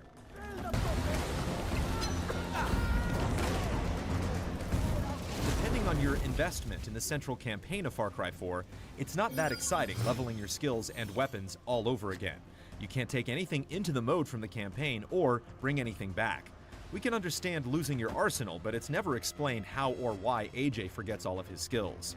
Thankfully, you unlock a gyrocopter when all of the campaign missions are completed, in case there were some hard-to-reach items on the map that you missed. The biggest visual difference in this corner of Karat is the abundance of snow and ice. Almost all of the water is frozen over, and there are a few spots where you can jump your newly acquired snowmobile when cruising around. A later section reintroduces oxygen pickups to survive at high altitudes, but the frigid landscape just feels like the old map with a white blanket thrown over it. Then there's the issue of the titular behemoths that roam the land. The expansion does a good job of easing you into their existence, forcing you to evade them without the proper equipment. But after you encounter them a few times out in the open, they become a nuisance rather than something to fear. It's not that difficult to dodge their ranged attacks and pick a safe spot to deal damage from. One area kept infinitely spawning them, making their mystique evaporate. The greatest disappointment is the lack of storytelling and new characters. There are cultists prepared to attack on sight, and unlike the central campaign of Far Cry 4, there are no citizens to avoid or karma to keep track of outside of a handful of wandering merchants. But anyone that tells you what's going on in the world only speaks through a radio. The cult has a maniacal leader that you never confront in person, and you only have a patchy line of communication with the Golden Path. The ending is also painfully abrupt, good for a laugh instead of a moment of calm reflection. The best thing Valley of the Yetis has going for it is the inherent fun that comes from using Far Cry 4's skills, weapons, and vehicles. Everything else feels wasted. The station defense battles are spectacles, but not that challenging. The Yetis are intimidating, but don't stay scary for long. With no legitimate lead into or out of the story, it's hard to take any of it seriously. It's definitely the biggest chunk of extra content to come out of the game, but not the best. Did you enjoy my little rescue party last night? Yeah, real blast.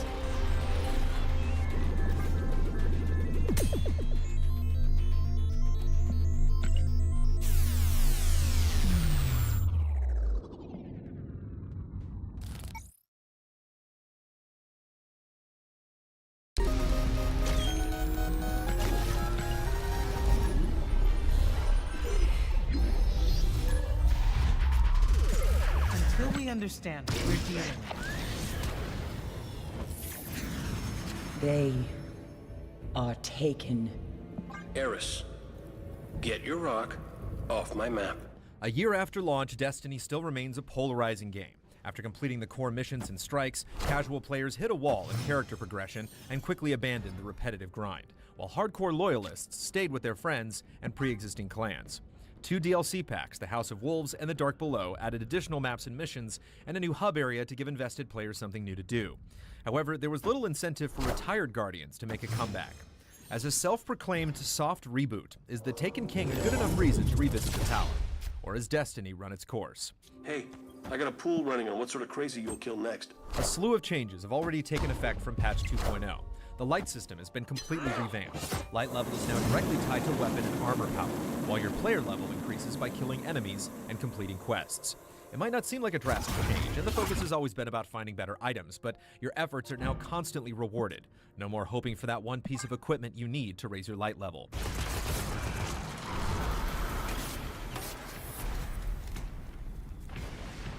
There's also a new quest system that introduces context to each objective. Nolan North replaces Peter Dinklage as Ghost and does a commendable job of explaining different parts of Destiny's world. Although the nature of Ghost's robotic delivery still makes it hard to get invested, the quest system is a welcome addition that helps give a motive to your missions. It isn't simply about getting from point A to point B to kill a gang of aliens. Characters seem invested in the world around them, whether they send you to recover a lost relic or a loved one. I'm detecting a series of concentric barriers around the bridge site. The story involves Oryx, father of Crota, who many Guardians have previously faced. Oryx has come to exact his revenge after the death of his son, which helps emphasize a personal investment for the player, especially for those who completed Crota's end. Though Oryx's dialogue and interaction is minimal, it's the first time we've actually cared about a villain in Destiny. He has a massive impact on Destiny's universe, as tons of different characters come together to face him. So is the Cosmodrome as nasty as they say? The core campaign missions are the best Destiny has offered thus far. The fact that Oryx is a villain worth caring about raises the stakes and makes objectives more meaningful. While the missions are not as advanced as Strikes, they do feature interesting mechanics and engaging boss battles. For example, the Taken can multiply, forcing the player to kill them quickly or risk getting overwhelmed. Cutscenes between missions and a great performance from Nathan Fillion make the entire experience brisk and cohesive. It has a comedic energy and clear goals that help you work toward the main goal. Once the main set is complete, there are tons of post-game missions. They range from finding things on specific planets to killing raid bosses.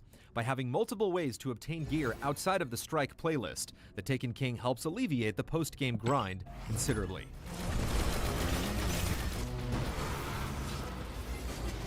There are 3 new subclasses available. Each offers diverse playstyles that were previously absent. Titans gain access to the solar-based Sunbreaker, which turns them into an inferno capable of throwing hammers great distances. While Titans were previously frontline fighters, this newfound range ensures they can pick off enemies from afar, and it's satisfying when enemies group together and explode in a ball of flame.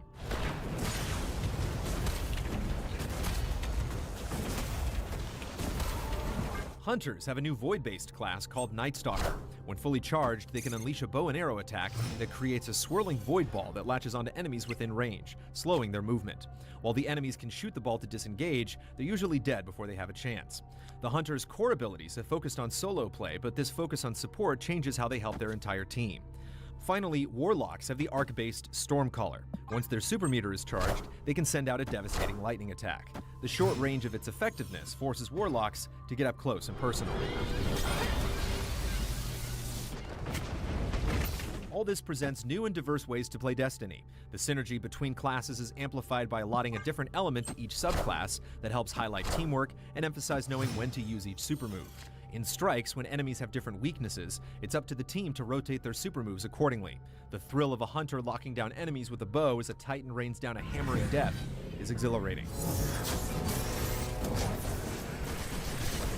There are 4 brand new strikes, while 3 older strikes have been tweaked to include the new Taken enemies. These are clearly made for veteran players, as they are slightly more difficult than previous strikes. One boss fight that stands out takes place in total darkness, similar to Crota's End, and sticking together as a team can be hard. Even if you have a game plan, the hectic circumstances will force you to improvise. Another strike has one player carrying a ball of light to a specific location in order to progress, while his teammates must protect him. Altogether, these new strikes in The Taken King are easily the most enjoyable in Destiny so far.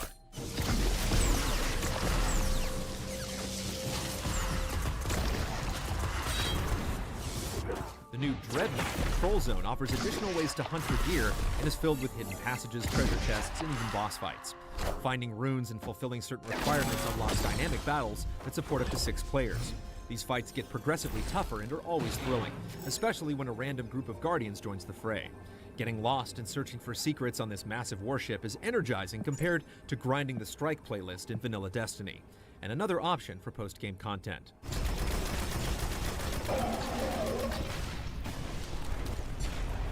Crucible offers 8 new maps and 2 new game modes. The maps are in line with the previous batch, albeit with some new scenery. However, the new modes are incredibly fun.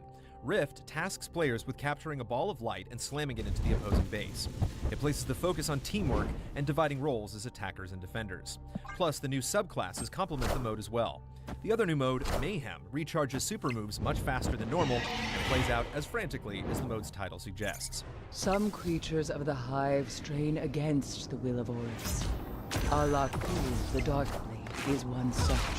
It's evident Bungie has been listening to fan feedback this last year and has worked hard to reinvent Destiny. The story is presented better than ever, new subclasses offer different playstyles and draw players together, and the grind is alleviated thanks to a plethora of post-game missions and the Dreadnought Patrol Zone. We haven't played the raid and are choosing to judge Destiny on the content that will be delivered to players on day 1, but we have incredibly high hopes given everything we've seen so far. If you are a new, returning, or current player in Destiny, The Taken King is absolutely worth checking out. Did you see that? I think that patch of chitin just blinked at me.